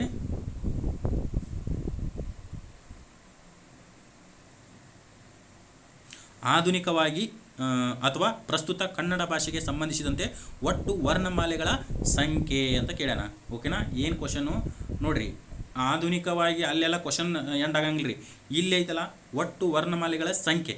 ಓಕೆನಾ. ಎಲ್ಲಿ ಆರಂಭ ಆಯಿತು, ಇಲ್ಲಿ ಆರಂಭ ಆಗಿತ್ತು. ಆಧುನಿಕ ಅಥವಾ ಪ್ರಸ್ತುತ ಅನ್ನೋ ವರ್ಡ್ ಇಂಪಾರ್ಟೆಂಟು. ಯಾಕಂತಂದ್ರೆ ಪ್ರಾಚೀನದಲ್ಲಿ ಒಟ್ಟಾರೆ ಅಕ್ಷರಗಳ ಸಂಖ್ಯೆ ಬೇರೆ ಇತ್ತು. ಯಾಕಂದ್ರೆ ಕೆ ಸಿ ರಾಜ ಏನು ಮಾಡ್ತಾನೆ, ಶಬ್ದಮಣಿ ದರ್ಪಣದಲ್ಲಿ ಏನು ಮಾಡ್ತಾನೆ, ಟೋಟಲ್ ಕನ್ನಡ ಭಾಷೆಗೆ ಸಂಬಂಧಿಸಿದಂತೆ 51 ಅಕ್ಷರಗಳ ರಚನೆ ಮಾಡಿರ್ತಾನೆ. ಅದರಲ್ಲಿ ಏನು ಮಾಡ್ತಾರೆ ಅಂದ್ರೆ ಆಧುನಿಕ ಕನ್ನಡ ಅಥವಾ ಮಾಡರ್ನ್ ಕನ್ನಡದಲ್ಲಿ ಏನಪ್ಪ ಅಂತಂದ್ರೆ 1-2 ಅಕ್ಷರಗಳನ್ನು ಬಿಟ್ಬಿಟ್ಟು ಪ್ರಸ್ತುತ ಏನಪ್ಪ ಅಂದ್ರೆ ಒಟ್ಟಾರೆ ಈಗ ಆಪ್ಷನ್ದಾಗ ನೋಡ್ರಿ, ಇಲ್ಲಿ ಆಪ್ಷನ್ದಾಗ ಏನೈತಪ್ಪ ಅಂತಂದ್ರೆ 47 ಐತಿ, 49 ಐತಿ, 50 ಐತಿ, ಆಮೇಲೆ 51 ಐತಿ. ಸೊ ಇದಕ್ಕೆ ಸರಿಯಾದ ಉತ್ತರ ಏನಪ್ಪ ಅಂತಂದ್ರೆ ನೋಡ್ರಿ, ಪ್ರಾಚೀನ ಅಂತ ಕೇಳಿದ್ರೆ ಇದು ಆಗ್ತಿತ್ತು ಆನ್ಸರ್ 51. ಯಾಕಂದರೆ ಕೆ ಸಿ ರಾಜ ಪ್ರಾಚೀನ ಒಂದು ಕನ್ನಡ ವ್ಯಾಕರಣದಲ್ಲಿ ಏನು ಮಾಡ್ತಾನೆ, ಟೋಟಲ್ 51 ಅಕ್ಷರಗಳನ್ನು ಇಟ್ಟಿರ್ತಾನೆ. ಬಟ್ ಪ್ರಸ್ತುತ ಅಂತ ಕೇಳೋಣಲ್ಲ, ಸೊ ಅದಕ್ಕೆ ಏನಪ್ಪ ಅಂದ್ರೆ ಸರಿಯಾದ ಉತ್ತರ 49. ಓಕೆನಾ. ಸೊ 2 ರೀತಿ ಕ್ವಶನ್ ಆಗುತ್ತಾ. ಪ್ರಾಚೀನ ಇತಿಹಾಸದ ಅನ್ವಯ ಕನ್ನಡ ವ್ಯಾಕರಣದ ಅಕ್ಷರಗಳಂದ್ರೆ 51. ಆಧುನಿಕ ಇಲ್ಲಿ ಕ್ವಶನ್ದಾಗ ಆಲ್ರೆಡಿ ನೋಡ್ರಿ ಕ್ಲಿಯರ್ ಕಟ್ಟಾಗಿ ಮೆನ್ಷನ್ ಮಾಡೋಣ. ಆಧುನಿಕ ಅಥವಾ ಪ್ರಸ್ತುತ ಕನ್ನಡ ಭಾಷೆಗೆ ಸಂಬಂಧಿಸಿದಂತೆ ಒಟ್ಟು ಅಕ್ಷರಗಳ ಸಂಖ್ಯೆ ಅಂತಂದರೆ 49. ಓಕೆನಾ. ಇದೇ ಎಕ್ಸ್ಪ್ಲೇನ್ದಾಗ ಐತ್ರಿ. ಓಕೆ. ಈ 49 ಅಕ್ಷರಗಳ ರಚನೆ ಯಾವ ರೀತಿ ಐತಿ ಅಂತ ನಾವು ನೋಡಕ್ಕೆ ಹೋದ್ರೆ, ಪ್ರಸ್ತುತ ಅಥವಾ ಆಧುನಿಕವಾಗಿ ಬಳಕೆಯಲ್ಲಿರುವಂಥ ಒಟ್ಟು ಕನ್ನಡ ಅಕ್ಷರಗಳ ಸಂಖ್ಯೆ ಎಷ್ಟೈತ್ರಿ, 49 ಅಕ್ಷರಗಳಿಂದ ರಚನೆಗೊಂಡೈತಿ. ಇನ್ನು ಪ್ರಾಚೀನ ಪೂರ್ವ ಹಳೆಗನ್ನಡ ಪೈಕಿ 51 ಅಕ್ಷರಗಳ ಬಳಕೆ ಇತ್ತು. ಓಕೆ. ಆದರೆ ಪ್ರಸ್ತುತ 1-2 ಅಕ್ಷರಗಳನ್ನು ಏನಪ್ಪ ಅಂದ್ರೆ ಬಿಟ್ಟಿದ್ದಾರೆ. ಅರ್ರ ಮತ್ತು ದೊಡ್ರು ಅನ್ನೋ ಒಂದು 2 ಅಕ್ಷರಗಳನ್ನು, ಅರ್ರ ಮತ್ತು ರಿಪ್. ಓಕೆನಾ. 2 ಅಕ್ಷರಗಳನ್ನು ಬಿಟ್ಬಿಟ್ಟು ಟೋಟಲ್ ಏನಪ್ಪ ಅಂತಂದ್ರೆ ನಾವು ಇದನ್ನು ಕೇಳ್ತಾನೆ ರೀ. ಪ್ರಸ್ತುತ ಏನಪ್ಪ ಅಂದ್ರೆ ಒಟ್ಟು ಸ್ವರಗಳ ಸಂಖ್ಯೆ 13, ಒಟ್ಟು ವ್ಯಂಜನಗಳ ಸಂಖ್ಯೆ ವರ್ಗೀಯ ಮತ್ತು ಅವರ್ಗೀಯ ಅಂತ ಬರ್ತಾವೆ. ವರ್ಗೀಯ ಅಂತಂದ್ರೆ 25, ಅವರ್ಗೀಯ ಅಂತಂದ್ರೆ 9, ಆಮೇಲೆ ಯೋಗವಾಹಕಗಳು ಏನಪ್ಪ ಅಂದ್ರೆ 2. ಸೊ ಈ ರೀತಿ ಏನಪ್ಪ ಅಂದರೆ ಇವು 4 ಪಾಯಿಂಟ್ ನಿಮ್ಮ ಎಕ್ಸ್ಪ್ಲೇನಲ್ಲಿ ನಾವು ಎಕ್ಸ್ಪ್ಲೇನ್ ಹೆಂಗಪ್ಪ ಅಂತಂದ್ರೆ ನಿಮಗೆ ನೆಕ್ಸ್ಟ್ ಎಕ್ಸಾಮ್ನಲ್ಲಿ ಹೆಲ್ಪ್ ಆಗ್ಬೇಕು ರೀ ಅಂತ ಏನಪ್ಪ ಅಂದರೆ ಎಕ್ಸ್ಪ್ಲೇನನ್ನು ಆಲ್ಮೋಸ್ಟ್ ಎಲ್ಲ ತರಕ್ಕೆ ಟ್ರೈ ಮಾಡಿದ್ದೀನಿ. ಓಕೆ. ಸೊ ಒಂದು ಸ್ವಲ್ಪ ಸ್ಪೀಡ್ ಆಗ್ತಾಯಿದೆ ಅನ್ಕೋತೀನಿ, ಇರಲಿ. ಓಕೆ. ನೋಡಿರಿ. ಸೊ ಈ ರೀತಿ ಈಗ 49 ಅಕ್ಷರಗಳಂತ ಗೊತ್ತಾಯ್ತು. ಮತ್ತು ಪ್ರಾಚೀನದಲ್ಲಿ ಎಷ್ಟಂದೆ ನಾನು 51 ಅಕ್ಷರಗಳು. ಓಕೆ. ಸೊ ಈ ರೀತಿ. ಇನ್ನು ನೆಕ್ಸ್ಟ್ ಏನಪ್ಪ ಅಂತಂದ್ರೆ ವೆರಿ ಇಂಪಾರ್ಟೆಂಟ್ ಕ್ವಶನ್ ನೋಡಿರಿ. ಓಕೆ. ಏನು ಕ್ವಶನ್ ಅಂತಂದ್ರೆ ದ್ವಿತ್ವ ಅಕ್ಷರಗಳು. ಫಸ್ಟ್ ವರ್ಡ್ ಏನಪ್ಪ ಅಂತಂದ್ರೆ ಯಾವಾಗಲೂ ಇದು ವರ್ಡ್ ಅರ್ಥ ಮಾಡ್ಕೋಬೇಕ್ರಿ. ಓಕೆ. ಏನು ದ್ವಿತ್ವ ಅಕ್ಷರಗಳು ಎಂಬುವುದು ಅಥವಾ ಎಂಬುವವು ಈ ಕೆಳಗಿನ ಯಾವ ಹೇಳಿಕೆಗೆ ಉದಾಹರಣೆಗಳಾಗಿವೆ. ವೆರಿ ಇಂಪಾರ್ಟೆಂಟಾ. ದ್ವಿತ್ವ ಅಂತಂದ ಆಲ್ರೆಡಿ ಕೆ ಎದಾಗ ಕೇಳಿದಾನೆ ಅಂತ ಕ್ವಶನು, ನೀವು ನೋಡಿದ್ರಿ. ಅದೇ ಸ್ಟೇಟ್ಮೆಂಟನ್ನು ನಾ ತರಕ್ಕೆ ಟ್ರೈ ಮಾಡೀನಿ. ಓಕೆನಾ. ಇನ್ನು ಸ್ವತಂತ್ರವಾಗಿ ಉಚ್ಚಾರ ಮಾಡುವ ಅಕ್ಷರಗಳಿವೆ. 1ನೇ ಪಾಯಿಂಟು. ಸ್ವತಂತ್ರವಾಗಿ ಉಚ್ಚಾರ ಮಾಡುವ ಅಕ್ಷರಗಳು ಯಾವಂತ ಕರಿತೀವಿ ನಾವು, ಸ್ವರಗಳಂತ ಕರಿತೀವಿ. ಇಲ್ಲಿ ಏನು ಕೊಟ್ಟಾನ, ದ್ವಿತ್ವ ಅಕ್ಷರಗಳಂತ ಕೊಟ್ಟಾನ. ಓಕೆನಾ. ದ್ವಿತ್ವ ಅಂದ್ರೆ ಮೀನಿಂಗು ಆಮೇಲೆ ಹೇಳ್ತೀನಿ ರೀ, ಎಕ್ಸ್ಪ್ಲೇನ್ದಾಗ ನೀಟಾಗಿ ಹೇಳ್ಕೊಡ್ತೀನಿ ಇದನ್ನ. ಫಸ್ಟ್ ಏನಂತಂದರೆ ಯಾಕಂದರೆ ಇಲ್ಲಿ ಈ ಎಕ್ಸ್ಪ್ಲೇನ್ ಇದು ಏನು ಕೊಟ್ಟಿಲ್ಲ ಅವನ ಸೈಡ್, ಬರೀ ದ್ವಿತ್ವ ಅಕ್ಷರಗಳನ್ನು ಐಡೆಂಟಿಫಿಕೇಷನ್ ಮಾಡಿರಿ ಅಂತ ಹೇಳೋಣ. ಓಕೆನಾ. ಸ್ವತಂತ್ರವಾಗಿ ಉಚ್ಚರಿಸುವ ಅಕ್ಷರಗಳು ಸ್ವರಗಳಾಗ್ಯಾವು. ಒಂದು ಮಾತ್ರ ಕಾಲದಲ್ಲಿ ಉಚ್ಚರಿಸುವ ಅಕ್ಷರಗಳು ಋಸ್ವಸ್ವರ ಆಗ್ಯಾವು. ಆಮೇಲೆ ಮೂಗಿನ ಸಹಾಯದಿಂದ ಉಚ್ಚರಿಸುವ ಅಕ್ಷರಗಳು ಅನುನಾಸಿಕಗಳಾಗ್ಯಾವು. ಸೊ ಇವು ಯಾವ ಡೆಫಿನಿಷನ್ ಏನಪ್ಪ ಅಂದ್ರೆ ತನ್ನದೇ ಆದಂಥ ಡೆಫಿನಿಷನ್ ಹೊಂದ್ಯಾವ ನೋಡ್ರಿ. ಇದು ಸ್ವರಗಳಾತು. ಇನ್ನು ಋಸ್ವಸ್ವರ ಆಮೇಲೆ ಅನುನಾಸಿಕಗಳು ಈ 3 ಅಲ್ಲ ಅಂದ್ರೆ 4ನೇದು ಆನ್ಸರ್ ಆಗಿರ್ತೈತಿ ನೋಡ್ರಿ. ಒಂದೊಂದು ಸಾರಿ ಏನಪ್ಪ ಅಂತಂದ್ರೆ ಈಗ ದ್ವಿತ್ವ ಅಕ್ಷರಗಳು ಗೊತ್ತಿರಬೇಕು ಅಂತ ಅಲ್ಲ, ಮ್ಯಾಗಲ್ಲಿ ಡೆಫಿನೇಷನ್ ನಮಗೆ ಗೊತ್ತದವ್ರಿ. ನೋಡಿರಿ, ಸ್ವತಂತ್ರವಾಗಿ ಉಚ್ಚರಿಸುವ ಅಕ್ಷರಗಳಿಗೆ ಸ್ವರಗಳನ್ನಂತಾರ, ಒಂದು ಮಾತ್ರ ಕಾಲದಲ್ಲಿ ಉಚ್ಚರಿಸುವ ಅಕ್ಷರಗಳಿಗೆ ಋಸ್ವಸ್ವರ ಅಂತಾರ, ಇನ್ನು ಮೂಗಿನ ಸಹಾಯದಿಂದ ಉಚ್ಚರಿಸುವ ಅಕ್ಷರಗಳಿಗೆ ಅನುನಾಸಿಕಗಳಂತಾರ. ಆದ್ರೆ ಗೊತ್ತಿಲ್ಲದ ಯಾವುದು 4ನೇ ಆಪ್ಷನ್. ಅವ ಕೇಳಿದ್ದೇನು, ದ್ವಿತ್ವ ಅಕ್ಷರಗಳು ಅಂದರೆ ಏನು? ಓಕೆನಾ. 4ನೇ ಆಪ್ಷನ್ ಏನೈತ್ರಿ, ಒಂದೇ ಜಾತಿಯ 2 ವ್ಯಂಜನಗಳು ಸೇರಿ ಸಜಾತಿಯ ಸಂಯುಕ್ತಾಕ್ಷರಗಳಾಗಿವೆ. ಓಕೆನಾ. ನಾವು ಒಂದಿಷ್ಟು ನೋಡ್ತೀವಿ. ನಾವು ಇಲ್ಲಿ ಫಸ್ಟ್ ಏನಂದ್ರೆ ಈ ಸಂಯುಕ್ತಾಕ್ಷರಗಳ ಮೀನಿಂಗ್ ಗೊತ್ತಾಗಬೇಕು ನಮಗೆ. ಸಜಾತಿಯ ಸಂಯುಕ್ತಾಕ್ಷರಗಳು, ವಿಜಾತಿಯ ಸಂಯುಕ್ತಾಕ್ಷರಗಳು ಅಂದರೆ ಏನಂತ ಗೊತ್ತಾದ್ರೆ ಇದಕ್ಕೆ ಆನ್ಸರು ಈಸಿಯಾಗಿ ಹಾಕ್ಬೋದು ರೀ. ಯಾವ ರೀತಿ ಅಂತಂದ್ರೆ, ಒಂದು ಜಾತಿಯ 2 ವ್ಯಂಜನಗಳು ಅಂದರೆ ಸಾಮಾನ್ಯವಾಗಿ ಏನಪ್ಪ ಅಂತಂದ್ರೆ ನಾವು ಸಂಯುಕ್ತಾಕ್ಷರಗಳನ್ನು ಒತ್ತಕ್ಷರಗಳಂತ ಕರಿತೀವಿ. ಫಸ್ಟ್ ಕ್ಲಿಯರಿಟಿ ಏನಂದ್ರೆ ಒತ್ತಕ್ಷರಗಳು. ಅದರಲ್ಲಿ ಏನಪ್ಪ ಅಂದ್ರೆ ಸಜಾತಿಯ ಒತ್ತಕ್ಷರಗಳು ಯಾವ ರೀತಿ ಅಂತಂದ್ರೆ 2 ವ್ಯಂಜನಗಳು ಇರ್ತಾವ್ರಿ. ಅದೇ ವ್ಯಂಜನದ ಒಂದು ಏನು ಒತ್ತಕ್ಷರ ಐತಲ್ಲ ಆ ಅಕ್ಷರಕ್ಕೆ ಬಂದಿರ್ತೈತಿ. ಅಂಥ ಅಕ್ಷರಗಳೇ ನಾವೇನಂತ ಕರಿತೀವಿ, ಸಜಾತಿಯ ಸಂಯುಕ್ತಾಕ್ಷರಗಳು ಅಥವಾ ಒತ್ತಕ್ಷರಗಳು ಅಂತ ಕರಿತೀವಿ. ಅವನ್ನ ನಾವೇನಂತ ಕರಿತೀವಿ, ಇಲ್ಲಿ ದ್ವಿತ್ವ ಅಂತ ಕರಿತೀವಿ ನೋಡ್ರಿ. ಓಕೆನಾ. ಡೆಫಿನಿಷನ್ದಾಗ ಸೊ ನಿಮ್ಗೆ ಅರ್ಥ ಆಯ್ತು ಅನ್ಕೋತೀನಿ. ಈಗ ದ್ವಿತ್ವ ಅಂತಂದ್ರೆ ಏನಂತ ಅರ್ಥ ಆಯ್ತು ರೀ. ದ್ವಿತ್ವ ಅಂದ್ರೆ ಏನಂತ ಅರ್ಥ ಆಯ್ತು ಅನ್ಕೋತೀನಿ. ಅಂದ್ರೆ ಒಂದೇ ಜಾತಿಯ ಒತ್ತಕ್ಷರಗಳಿರ್ಬೇಕು. ಅವು ಏನಪ್ಪ ಅಂತಂದ್ರೆ ಆ ಒಂದು ಏನು ವ್ಯಂಜನ ಇರ್ತೈತಲ್ಲ ಅದ್ರ ವ್ಯಂಜನದ ಒತ್ತಕ್ಷರ ಬರಬೇಕು. ಓಕೆನಾ. ಇದಕ್ಕೆ ಸರಿಯಾದ ಉತ್ತರ ಡಿ ಆಗೈತಿ. ಇನ್ನು ವಿವರಣೆ ನೋಡಕ್ಕೆ ಹೋದಾಗ ಇಲ್ಲಿ ನೋಡ್ರಿ, ನಾ ಹೇಳಿದೆ ಸಂಯುಕ್ತಾಕ್ಷರಗಳು ನಿಮಗೆ ಪಟಕನ ಮೀನಿಂಗ್ ಗೊತ್ತಾಗಲಿಲ್ಲಪ್ಪ ಅಂದ್ರೆ ಅವಕ್ಕೇನಂತಾರ, ಒತ್ತಕ್ಷರಗಳು ಅಂತಾರೆ ಕರೀತಾರ. ಓಕೆನಾ. ಒತ್ತಕ್ಷರಗಳನ್ನು ಅಥವಾ ಸಂಯುಕ್ತಾಕ್ಷರಗಳನ್ನು 2 ರೀತಿಯಾಗಿ ವಿಂಗಡಿಸ್ತೀವಿ ಅಂತ. ಯಾವ ರೀತಿ? ಸಜಾತಿಯ ಸಂಯುಕ್ತಾಕ್ಷರಗಳು ಫಸ್ಟ್ ನೋಡ್ರಿ, ಸಜಾತಿಯ ಸಂಯುಕ್ತಾಕ್ಷರಗಳು ಇದನ್ನು ಏನು ಕೊಟ್ಟನವ ಅಲ್ಲಿ ಕ್ವಶನ್ದಾಗ ಏನು ಮಾಡ್ಯಾನ, ದ್ವಿತ್ವ ಅಕ್ಷರಗಳು ಅಂತ ಕೊಟ್ಟಾನ. ಇಷ್ಟೇ ಮೀನಿಂಗ್ ರೀ. ಓಕೆನಾ. ಒಂದೇ ಜಾತಿಯ ಅಥವಾ ಸಜಾತಿಯ 2 ವ್ಯಂಜನಗಳು ಒತ್ತಕ್ಷರ ರೂಪ ಹೊಂದುವುದಕ್ಕೆ ಹೀಗೆ ಕರೆಯುವರು. ಅಂದರೆ 2 ವ್ಯಂಜನಗಳು ಬರ್ತಾವ್ರಿ. ಓಕೆನಾ. ಅವು ಏನಪ್ಪ ಅಂದ್ರೆ ಒಂದೇ ರೀತಿಯಾದಂಥ ಒತ್ತಕ್ಷರ ಅಂದರೆ ಮೇಲೆ ಇರುವಂಥ ವ್ಯಂಜನಕ್ಕೆ ಅದೇ ಒತ್ತಕ್ಷರ ಬರುವಂಥದ್ದು ನಾವು ಏನಂತ ಕರಿತೀವಿ, ಸಜಾತಿಯ ಸಂಯುಕ್ತಾಕ್ಷರಗಳು ಅಂತ ಕರಿತೀವಿ. ಹಾಗೂ ಇವುಗಳನ್ನು ದ್ವಿತ್ವ ಅಕ್ಷರಗಳಂತ ಕರೀತಾರು. ಓಕೆನಾ. ಇದೇ ಕ್ವಶನು. ಹಾಗಾದ್ರೆ ಇದಕ್ಕೆ ಎಕ್ಸಾಂಪಲ್ ಯಾವ್ರಿ? ಇಲ್ಲದಾವ ನೋಡ್ರಿ ಎಕ್ಸಾಂಪಲ್ ಕೆಳಗಡೆ ಏನದಾವಲ್ಲ ಇವು ಅಕ್ಕ, ಅಣ್ಣ, ಅಜ್ಜ, ಆಮೇಲೆ ಕಟ್ಟು. ಓಕೆನಾ. ನೋಡ್ರಿ ಇಲ್ಲಿ ನೋಡ್ರಿ ಮ್ಯಾಗ ಏನಪ್ಪ ಅಂದರೆ ವ್ಯಂಜನ ಏನು ಬಂದೈತಲ್ಲ ನೋಡ್ರಿ, ಅಕ್ಕ ಅದೇ ಒಂದು ಅಕ್ಷರ ಏನಪ್ಪ ಅಂದ್ರೆ ವ್ಯಂಜನವಾಗಿ ಬಂದೈತಿ. ಅದಕ್ಕೆ ನಾವೇನಂತ ಕರಿತೀವಿ ರೀ, ದ್ವಿತ್ವ ಅಥವಾ ಸಜಾತಿ ಸಂಯುಕ್ತಾಕ್ಷರ ಅಂತ ಕರೀತಾರೆ. ನೋಡ್ರಿ ಅಣ್ಣ, ಅಜ್ಜ ಇಂಥ ಅಕ್ಷರಗಳೇನಪ್ಪ ಅಂದ್ರೆ ದ್ವಿತ್ವ ಅಥವಾ ಸಜಾತಿ ಸಂಯುಕ್ತಾಕ್ಷರ ಅಥವಾ ಒತ್ತಕ್ಷರಗಳು ಅಂತ ಕರೀತಾರೆ. ಇನ್ನು ವಿಜಾತಿ ಅಂದರೆ ಏನು ರೀ ಮೀನಿಂಗು? ಓಕೆನಾ. ಯಾಕಂದ್ರೆ ಸಜಾತಿ ನೋಡ್ಕೊಂಡಿವಿ ಅಂದರೆ ವಿಜಾತಿನ ನೋಡ್ಕೋಬೇಕಲ್ಲ. ಸೊ ವಿಜಾತಿ ಅಂದರೆ ಏನು ರೀ, ಬೇರೆ ಬೇರೆ ಜಾತಿಯ 2 ಅಥವಾ ಹೆಚ್ಚು ವ್ಯಂಜನಗಳು ಸೇರಿ ಆಗುವ ಅಕ್ಷರಕ್ಕೆ ಹೀಗೆ ಕರೆಯುವರು. ನೋಡ್ರಿ ಅಲ್ಲಿ ಆಲ್ರೆಡಿ ಮೆನ್ಷನ್ ಮಾಡಿಬಿಟ್ಟ ನಾವು ಬೇರೆ ಬೇರೆ ಏನ್ರಿ, ಬೇರೆ ಬೇರೆ ಜಾತಿಯ 2 ಅಥವಾ ಹೆಚ್ಚು ವ್ಯಂಜನಗಳು ಸೇರಿ, 2 ವ್ಯಂಜನ ಅಂತೇನಿರಲ್ಲ, ಬೇರೆ ಬೇರೆ ಹೆಚ್ಚು ಕೂಡ ಇಲ್ಲಿ ಕೇಳ್ಬೋದು. ನೋಡ್ರಿ ಇಲ್ಲಿ ಎಕ್ಸಾಂಪಲ್ನಾಗ ಅದಾವ ನೋಡ್ರಿ, ವಸ್ತ್ರ 2 ಬೇರೆ ಬೇರೆ ಒತ್ತಕ್ಷರ ಬಂದಾವು. ಆಮೇಲೆ ಅಕ್ಷರ ಇದು ಕೂಡ ಒಂದು ಎಕ್ಸಾಂಪಲು, ಯಾಕಂದ್ರೆ ಕ ಶ ಬಂದೈತಿ. ಆಮೇಲೆ ಜ್ಞಾನ, ಆಮೇಲೆ ಶಕ್ತಿ. ಅರ್ಥ ಐತ್ರಿ.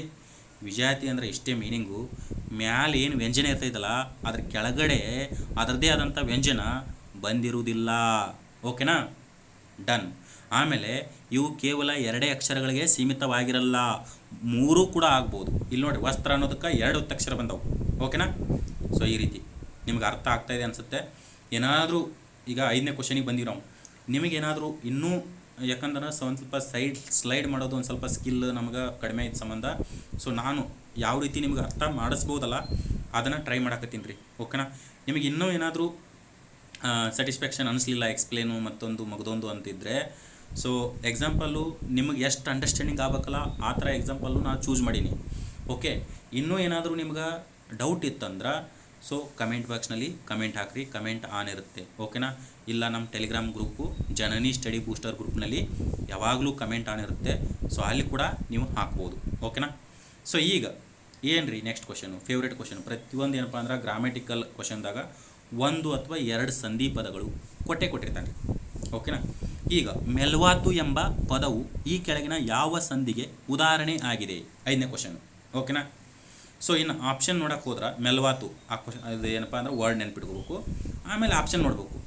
ಆ್ಯಕ್ಚುಲಿ ಅಂತಂದರೆ ಆಪ್ಷನ್ ನೋಡೋಕ್ಕಿಂತ ಮೊದಲು ಏನಪ್ಪ ಅಂತಂದ್ರೆ ಆ ಮೆಲ್ವಾತುವನ್ನು ಬಿಡಿಸಿ ಬರಬೇಕು ರೀ. ಬಿಡಿಸಿ ಬರೆದ ಮೇಲೆ ಆ ಯಾವುದು ಸಂಧಿ ಆಗುತ್ತಂತ ನಾವು ಡಿಸೈಡ್ ಆಗಿಬಿಟ್ಟು ಆಪ್ಷನ್ ನೋಡಬೇಕು. ಈಗ ಲೋಪ ಸಂಧಿ ಐತಿ.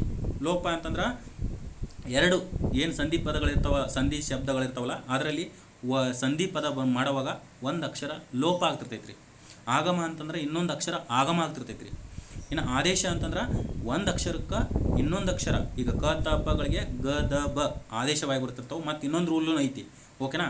ಇಲ್ಲಿ ಏನಪ್ಪ ಅಂದ್ರೆ ಮೆಲ್ವಾತು. ಓಕೆನಾ. ಈ ಏನು ವರ್ಡ್ ಐತಲ್ಲ ಇದನ್ನು ನಾವು ಬಿಡಿಸಿ ಬರೆದಾಗ ಯಾವ ರೀತಿ ಆಗುತ್ತಪ್ಪ ಅಂತಂದ್ರೆ ಇಲ್ಲಿ ನೋಡ್ರಿ. ಫಸ್ಟ್ ಏನಪ್ಪ ಅಂದ್ರೆ ಬಿಡಿಸಿ ಬರಿಬೇಕಂತ ಅಂದಿಲ್ಲ ನಾನು. ಬಿಡಿಸಿ ಬರಿಬೇಕಂತಂದ್ರೆ ಫಸ್ಟ್ ಇಲ್ಲಿ ನೋಡ್ರಿ, ಇದು ಐತಲ್ಲ ಬಿಡಿಸಿ ಬರೀದು ಮೆಲ್ವಾತುನ ಬಿಡಿಸಿ ಬರೆದಾಗ ಈ ನಿಯಮ ಅಂದರೆ ಅದು ಆಮೇಲೆ ನೋಡೋಣ ನಿಯಮಗಳು. ಮೆಲ್ವಾತು ಅಂದ್ರೆ ಮೆಲ್ ಪ್ಲಸ್ ಮಾತು, ಮೆಲ್ವಾತು. ಓಕೆನಾ. ಇಲ್ಲಿ ನೋಡ್ರಿ, ಫಸ್ಟ್ನೇ ಅಕ್ಷರ ಐತಲ್ಲ ನಾವು ಸಂಧಿ ಪದದಲ್ಲಿ ಮೆಲ್ ಅನ್ನೋದು ಇದು ಪೂರ್ವ ಪದ ಅಂತ ಕರಿತೀವಿ. ಆಮೇಲೆ ಈ ಕಡೆ ಪದ ಐತಲ್ಲ ಮಾತು ಅನ್ನೋದು ಉತ್ತರ ಪದ ಅಂತ ಕರಿತೀವಿ. ಈ ಕಡೆ ಮೆಲ್ವಾತು ಅಂತ ಐತಲ್ಲ ಇದನ್ನು ನಾವೇನಂತ ಕರಿತೀವಿ ಅಂತಂದ್ರೆ ಸಾಮಾನ್ಯವಾಗಿ ಇದನ್ನು ಸಂಧಿ ಪದ ಅಂತ ಕರೀತಾರೆ. ಓಕೆನಾ. ಇಲ್ಲಿ ಏನಪ್ಪ ಅಂದ್ರೆ ರೂಲ್ ಏನಂತಂದ್ರೆ ಈ ಮೆಲ್ವಾತು ಅನ್ನೋದು ಏನು ಉತ್ತರ ಪದದಲ್ಲಿರುವಂಥ ಯಾವ ಅಕ್ಷರಕ್ಕೆ ಏನು ಆಗೈತಿ, ಏನು ಲೋಪ ಆಗೈತೋ ಅಥವಾ ಆದೇಶ ಆಗೈತೋ ಅಥವಾ ಆಗಮ ಆಗೈತೋ ಅನ್ನೋದನ್ನು ನಾವು ನೋಡಬೇಕಾಗುತ್ತೆ. ಓಕೆನಾ. ಇಲ್ಲಿ ಮೆಲ್ ಅಲ್ಲಿ ಏನೂ ಸಂಬಂಧ ಇಲ್ಲ ರೀ. ಓಕೆನಾ. ಮೆಲ್ ಪ್ಲಸ್ ಮಾತು ಇದನ್ನೇನಪ್ಪ ಅಂದ್ರೆ ಮುಖ್ಯವಾಗಿ ಇನ್ನೊಂದು ಈ ಮೆಲ್ ಅನ್ನೋದು ಆಲ್ರೆಡಿ ವ್ಯಂಜನ ಆಗೈತೆ ನೋಡ್ರಿ. ಓಕೆನಾ. Very important. ಒಂದಿಷ್ಟು ಏನಪ್ಪ ಅಂದ್ರೆ ರೂಲ್ಸು ನಾವು ಫಾಲೋ ಅಪ್ ನೀಟಾಗಿ ಆಗಿಬಿಟ್ರೆ, ಕನ್ನಡ ಗ್ರಾಮರ್ ಆಗಲಿ ಇಂಗ್ಲೀಷ್ ಗ್ರಾಮರ್ ಆಗಲಿ ರೀ, ರೂಲ್ಸನ್ನು ನೀಟಾಗಿ ಫಾಲೋ ಅಪ್ ಆಗಿಬಿಟ್ರೆ ಈಸಿಯಾಗಿ ಸಂಧಿನ ಕಂಡುಹಿಡಿಬೋದು. ಈಗ ನೋಡಿರಿ, ಕನ್ನಡದಲ್ಲಿ 3 ಸಂಧಿಗಳು, 2 ಸ್ವರ ಸಂಧಿಗಳು, 1 ವ್ಯಂಜನ ಸಂಧಿ. ಇಲ್ಲಿ ನೋಡಿರಿ ಆಲ್ರೆಡಿ ಇಲ್ಲಿ ಮೆಲ್ ಅನ್ನೋದು ವ್ಯಂಜನ ಆಗಿಬಿಟ್ಟೈತೆ ರೀ. ಈಸಿಯಾಗಿ ನಿಮಗೆ ರೂಲ್ಸು ಬೇರೆದು ಉತ್ತರ ಪದದ ಬಗ್ಗೆ ಏನಾಗ ಗೊತ್ತಿರ್ಲಿಕ್ಕಂದ್ರೂ ಆಯ್ತು, ನೀವು ಮೆಲ್ ಅನ್ನೋದು ಆಲ್ರೆಡಿ ವ್ಯಂಜನ ಆಗಿಬಿಟ್ಟೈತೆ ರೀ ಇಲ್ಲಿ. ಆಮೇಲೆ ಮುಂದೆ ಏನೈತಲ್ಲ ಮಾತು ಮೇನ್ ರೂಲ ಇಲ್ಲಿ ಅಪ್ಲೈ ಆಗುತ್ತೆ ರೀ, ಇದು ಸೈಡ್ ರೂಲು. ಓಕೆನಾ. ಮೆಲ್ ಪ್ಲಸ್ ಮಾತು ಮೆಲ್ವಾತು. ಏನಪ್ಪ ಅಂತಂದ್ರೆ ಈ ಮಾತು ಐತಲ್ಲ ಈ ಮಕ ಇಲ್ಲಿ ನೋಡ್ರಿ ಸಂಧಿ ಪದ್ದಾಗ ಮ ಬಂದೇ ಇಲ್ಲ, ಮೆಲ್ ಬಂದೈತಿ.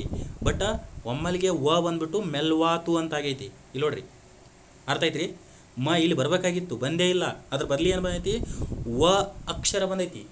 ವ ಅಕ್ಷರ ಆದೇಶ ಆಗೈತಿ ಇಲ್ಲಿ. ಓಕೆನ್ರಿ. ಆಗಮ ಆಗಿಲ್ಲ, ಆದೇಶ ಆಗೈತಿ. ಯಾಕಪ್ಪ ಆದೇಶ ಅಂತಂದ್ರೆ ಇದು ಸಂಧಿ ವ್ಯಂಜನ ಐತಿ. ಕನ್ನಡದಲ್ಲಿ ವ್ಯಂಜನ ಏಕೈಕ ಸಂಧಿ ಯಾವುದಂದ್ರೆ ಆದೇಶ ಸಂಧಿ. ಲೋಪ ಮತ್ತು ಆಗಮ ಸಂಧಿಯನ್ನು ನಾವೇಂತ ಕರಿತೀವಿ, ಸ್ವರ ಸಂಧಿ ಅಂತ ಕರಿತೀವಿ. ಆಲ್ರೆಡಿ ಇಲ್ಲಿ ವ್ಯಂಜನ ಆಗೈತಿ ಮತ್ತು ಆದೇಶ ಆಗಿರುವಂಥ ಅಕ್ಷರ ಯಾವುದಂದ್ರೆ ವ ಆಗೈತಿ. ಮಕ್ ಏನಪ್ಪ ಅಂದ್ರೆ ವ ಆಗೈತಿ. ಸೊ ಇದು ಏನಪ್ಪ ಅಂದ್ರೆ ಇದಕ್ಕೆ ಸರಿಯಾದ ಉತ್ತರ ಆದೇಶ ಸಂಧಿ. ಹೆಂಗ್ರಿ, ಏನು ರೂಲು? ಓಕೆನಾ. ಆದೇಶ ಸಂಧಿಯಲ್ಲಿ 2 ರೂಲ್ ಬರ್ತಾವ್ರಿ ಸರ್. ಓಕೆನಾ. ಏನು ರೂಲ್ ಅಂತಂದ್ರೆ ಇಲ್ಲೊಂದು ಐತೆ ನೋಡ್ರಿ, ಆದೇಶ ಸಂಧಿದ ರೂಲ್ ಇದು ಏನು, ಸಂಧಿ ಪದ ಇಲ್ಲಿ. ಓಕೆನಾ. ಸಂಧಿ ಪದ ಆಗಬೇಕಾಗಿತ್ತು, ಸಂಧಿ ಆಗೈತಿ. ಸೊ ಸಂಧಿ ಪದ ರಚನೆಯಲ್ಲಿ ಉತ್ತರ ಪದದ ಆದಿಯಲ್ಲಿರುವಂಥ ವೆರಿ ಇಂಪಾರ್ಟೆಂಟ್, ನಾ ಹೇಳಿದ್ನಲ್ಲ ಮೇನ್ ರೂಲ್ ಅಂತ ಇದೆ ರೀ. ಉತ್ತರ ಪದದಲ್ಲಿ ಆದಿಯಲ್ಲಿರುವಂಥ ಕ ತ ಪಗಳಿಗೆ ಕ್ರಮವಾಗಿ ಏನಪ್ಪ ಅಂದ್ರೆ ಈ ಗ ದ ಬ ವ್ಯಂಜನಗಳು ಏನಪ್ಪ ಅಂತಂದ್ರೆ ಆದೇಶವಾಗುವಂಥದ್ದು. ಆಗಮ ಅಲ್ರಿ, ಆಗಮ ಸಂಧ್ಯಾಗ ಎ ಮತ್ತು ವ ಎರಡೇ ಆಗಮ ಅಕ್ಕವು. ಬಟ್ ಇಲ್ಲೇನಂದ್ರೆ ಕ ತ ಪಗಳಿಗೆ ಗ ದ ಬ ವ್ಯಂಜನಗಳು ಸೊ ಆದೇಶವಾಗಿ ಬರೋದಕ್ಕೆ ನಾವು ಆದೇಶ ಸಂಧಿ ಅಂತ ಕರಿತೀವಿ. ಯಾವ ರೀತಿ ಅಂತ ಅಂದ್ರೆ ಇಲ್ಲಿ ನೋಡ್ರಿ, ಮೈ ಪ್ಲಸ್ ಇದು ಆವಾಗಲೇ ಮೆಲ್ವಾತು ಐತಲ್ಲ ಅದನ್ನ ಹೇಳ್ತೀನಿ ನಾನು. ಓಕೆನಾ. ಇನ್ನೊಂದು ಕ್ಲಾರಿಟಿ ಕೊಡ್ತೀನಿ. ಈಗ ಪ್ಲಸ್ ಏನಂದ್ರೆ ಈ ಕತಪಗಳಿಗೆ ಗದಬ ರೂಲ್ ಅಪ್ಲೈ ಆಗೈತೆ ಇಲ್ಲ ಅಂತ ನಾವು ನೋಡಬೇಕು. ಈಗ ಮೈದೊಳೆ ಅಂತ ಐತಿ. ಓಕೆನಾ. ಅದಕ್ಕಿಂತ ಮೊದಲೇ ಅಂದ್ರೆ ಹಳೆಗನ್ನಡ ಅಂತೈತಿ, ಇದು ಒಂದು ಎಕ್ಸಾಂಪಲ್. ಆಮೇಲೆ ಕಂಬನಿ ಅಂತೈತಿ. ಎಕ್ಸಾಂಪಲ್ ಮುಖಾಂತರ ನಾವು ರೂಲ್ಸನ್ನ ಅರ್ಥ ಮಾಡ್ಕೊಂಡ್ಬಿಟ್ರೆ ನೀವು ನೆನಪು ಹರಕ್ಕೆ ಚಾನ್ಸೇ ಇಲ್ಲರಿ. ಓಕೆನಾ. ಯಾವ ರೀತಿ ನೋಡ್ರಿ, ಹಳ ಪ್ಲಸ್ ಕನ್ನಡ, ಹಳೆ ಪ್ಲಸ್ ಕನ್ನಡ. ಓಕೆನಾ. ಹಳೆಗನ್ನಡ ಆಗಬೇಕಾಗಿತ್ತು, ಹಳ ಪ್ಲಸ್ ಕನ್ನಡ. ಓಕೆನಾ. ಇಲ್ಲೇನಾತ್ರಿ ಸಂಧಿ ಪದ ಏನಪ್ಪ ಅಂತಂದ್ರೆ ಹಳಗನ್ನಡ ಅಂತ ಆಗೈತಿ. ಅರ್ಥ ಐತ್ರಿ. ಇಲ್ಲೇನಪ್ಪ ಅಂತಂದ್ರೆ ಹಳೆ ಪ್ಲಸ್ ಕನ್ನಡ. ಈ ಕ ಕೈತಲ್ಲ ಗ ಆದೇಶ ಆಗೈತಿ ರೀ ಸಂಧಿ ಪದದಲ್ಲಿ. ನೋಡ್ರಿ, ಹಳ ಪ್ಲಸ್ ಕನ್ನಡ ಆಗ್ಬೇಕದು. ಓಕೆನಾ. ಅಲ್ಲೇನಾಗೈತಿ, ಹಳಗನ್ನಡ ಆಗೈತಿ. ಸೊ ಆದೇಶ ಆಗೈತಿ. ಇನ್ನು ಮೈದೊಳೆ, ಮೈ ಪ್ಲಸ್ ತೊಳೆ. ಓಕೆನಾ. ಇಲ್ಲೈತಿ ನೋಡ್ರಿ, ಇಲ್ಲಿ ಏನಾಗುತ್ತಾ ಸಂಧಿ ಪದ ಬಿಡಿಸಿ ಬರ್ದಾಗ ತೊಳೆ ಆಗಿರ್ತೈತಿ. ಬಟ್ ಸಂಧಿ ಪದದಲ್ಲಿ ಏನಾಗೈತಿ, ದ ಬಂದೈತಿ. ಸೊ ಹಂಗಾಗಿ ಏನಪ್ಪ ಅಂತಂದ್ರೆ ತ ಕ ದ ಬಂತು. ಓಕೆನಾ. ಇನ್ನು ಕಂಬನಿ ಕಣ್ ಪ್ಲಸ್ ಪನಿ ನೋಡ್ರಿ, ಪ ಸಂಧಿಪದದಲ್ಲಿ ಬಿಡಿಸಿ ಬರ್ದಾಗ ಬಂದೈತಿ. ಬಟ್ ಯಾವಾಗಪ್ಪ ಅಂತಂದ್ರೆ ನಾವು ಸಂಧಿಪದ ಪೂರ್ತಿ ರಚನೆ ಆದಾಗ ಇಲ್ಲಿ ಬ ಆದೇಶ ಆಗಿ ಬಂದೈತಿ. ಸೊ ಇದು ಏನಪ್ಪ ಅಂದ್ರೆ ಈ ಮೂರು ರೂಲು ನೋಡ್ರಿ. ಹಳ ಪ್ಲಸ್ ಕನ್ನಡ ಹಳಗನ್ನಡ, ಮೈ ಪ್ಲಸ್ ದೊಳೆ ಮೈದೊಳೆ, ಕಣ್ ಪ್ಲಸ್ ಪನಿ ಕಂಬನಿ. ಹೀಗೆ ಈ ಒಂದು ಆದೇಶದ ಏನಪ್ಪ ಅಂದ್ರೆ ಇದು ಫಸ್ಟ್ ರೂಲ್ ರೀ. ಇಲ್ಲಿ ನೋಡ್ರಿ, ನಾನು ಫಸ್ಟ್ ಅಂತ ಹಾಕಿನಲ್ರಿ, ಅದ್ರ ಸಂಬಂಧ ಹಾಕಿರೋದು. ಓಕೆನಾ. ಇಲ್ಲಿ ಮೈ ಏನು ಮೆಲ್ವಾತು ಬರುತ್ತನ್ರಿ, ಬರಲ್ರಿ, ಇದು ಅಪ್ಲೈ ಆಗಿಲ್ಲರಿ ಅದಕ್ಕೆ. ಇಲ್ಲಿ ನೋಡ್ರಿ, ಮೆಲ್ ಪ್ಲಸ್ ಮಾತು ಅನ್ನೋದು ಇಲ್ಲಿ ಆದೇಶ ಇಲ್ಲ. ಸೊ ಎರಡನೇ ರೂಲ್ ಒಂದು ಐತ್ರಿ ಆದೇಶದಾಗ. ಮ್ಯಾಕ್ಸಿಮಮ್ ಕೆ ಇದಾವ ಏನು ಮಾಡ್ತಾನೆ, ಸಬ್ ರೂಲ್ನಾಗ ಕೇಳುವಂಥ ಕ್ವಶನ್ಸ್ ಮ್ಯಾಕ್ಸಿಮಮ್ ಇರ್ತಾವ ಅವನು. ಓಕೆನಾ. ಏನ್ರಿ ಸಬ್ ರೂಲ್ ಹಂಗಾರ, ಕೆಲವು ಸಂಧಿಗಳಲ್ಲಿ ನೋಡ್ರಿ ಏನಪ್ಪ ಅಂದ್ರೆ ಕೆಲವು ಸಂಧಿಗಳಲ್ಲಿ ಮೇನ್ ರೂಲ್ ಏನು, ಉತ್ತರ ಪದದ ಆದಿಯಲ್ಲಿರುವಂಥ ಅಕ್ಷರಗಳಾದ ಪ ಬ ಮಗಳಿಗೆ ಏನ್ರಿ, ಪ ಬ ಮ ವ್ಯಂಜನಗಳಿಗೆ ವಕಾರ ಇದು ಒಂದಾಕ್ಷರ ಆದೇಶ ಆಗಿ ಬರೋದ್ರಿ. ಅರ್ಥ ಐತ್ರಿ. ಇಲ್ಲಿ ವಕಾರ ಅದು ಕವರ್ ಆಯ್ತಲ್ಲಿ. ಓಕೆ. ಈ ಏನು ಅಕ್ಷರಗಳು ಏನು ಉತ್ತರ ಪದದ ಆದಿಯಲ್ಲಿರುವಂಥ ಪ ಬ ಮಗಳಿಗೆ ಮುಖ್ಯವಾಗಿ ಏನಪ್ಪ ಅಂದ್ರೆ ವಕಾರ ಆದೇಶವಾಗಿ ಬರುವುದನ್ನು ನಾವು ಏನಂತ ಕರಿತೀವಪ್ಪ ಅಂತಂದ್ರೆ ಆದೇಶ ಸಂಧಿ ಅಥವಾ ವಕಾರಾದೇಶ ಸಂಧಿ ಅಂತ ಕರೀತಾರೆ. ಕೇವಲ ಏನಪ್ಪ ಅಂದ್ರೆ ಗದಭಾದೇಶ ಸಂಧಿಗೆ ಮಾತ್ರ ಸೀಮಿತವಾಗಿರದೆ ಇನ್ನೊಂದು ರೂಲು ಇಲ್ಲಿ ಅಪ್ಲೈ ಆಗುವಂಥದ್ದು ರೀ. ಅದು ಇನ್ನೊಂದು ರೂಲ್ ಯಾವುದಪ್ಪ ಅಂತಂದ್ರೆ ಇದೇ ರೂಲ್ ರೀ. ಓಕೆನಾ. ಸೊ ಈಗ ಏನಪ್ಪ ಅಂದ್ರೆ ಇದರ ಅನ್ವಯ ನಾವು ಎಕ್ಸಾಂಪಲ್ನ ನೋಡಬೇಕು. ಈಗ ನೋಡ್ರಿ, ಮೆಲ್ವಾತು ಆವಾಗಲೇ ಹೇಳಿದ್ನಲ್ಲ, ಮೆಲ್ ಪ್ಲಸ್ ಮಾತು ಎಲ್ಲೈತಿ ಇಲ್ಲೈತಿ ನೋಡ್ರಿ, ಕೊನೆಯದು ಮೆಲ್ ಪ್ಲಸ್ ಮಾತು ಮೆಲ್ವಾತು ಏನು ಬಂತ್ರಿ, ವ ಬಂತು. ಅರ್ಥ ಐತ್ರಿ. ಸೊ ಇದೇನಪ್ಪ ಅಂತಂದ್ರೆ 5ನೇ ಕ್ವಶನ್ ಆಗಿತ್ತು. ಓಕೆ.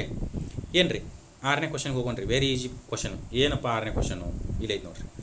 ಏನು, ದೇಶಿ ಹಾಗೂ ಅನ್ಯ ದೇಶಿ ಪದಗಳ ಹೊಂದಾಣಿಕೆಗಳ ಪೈಕಿ ಈ ಕೆಳಗಿನ ಯಾವ ಹೊಂದಾಣಿಕೆ ತಪ್ಪಾಗಿದೆ.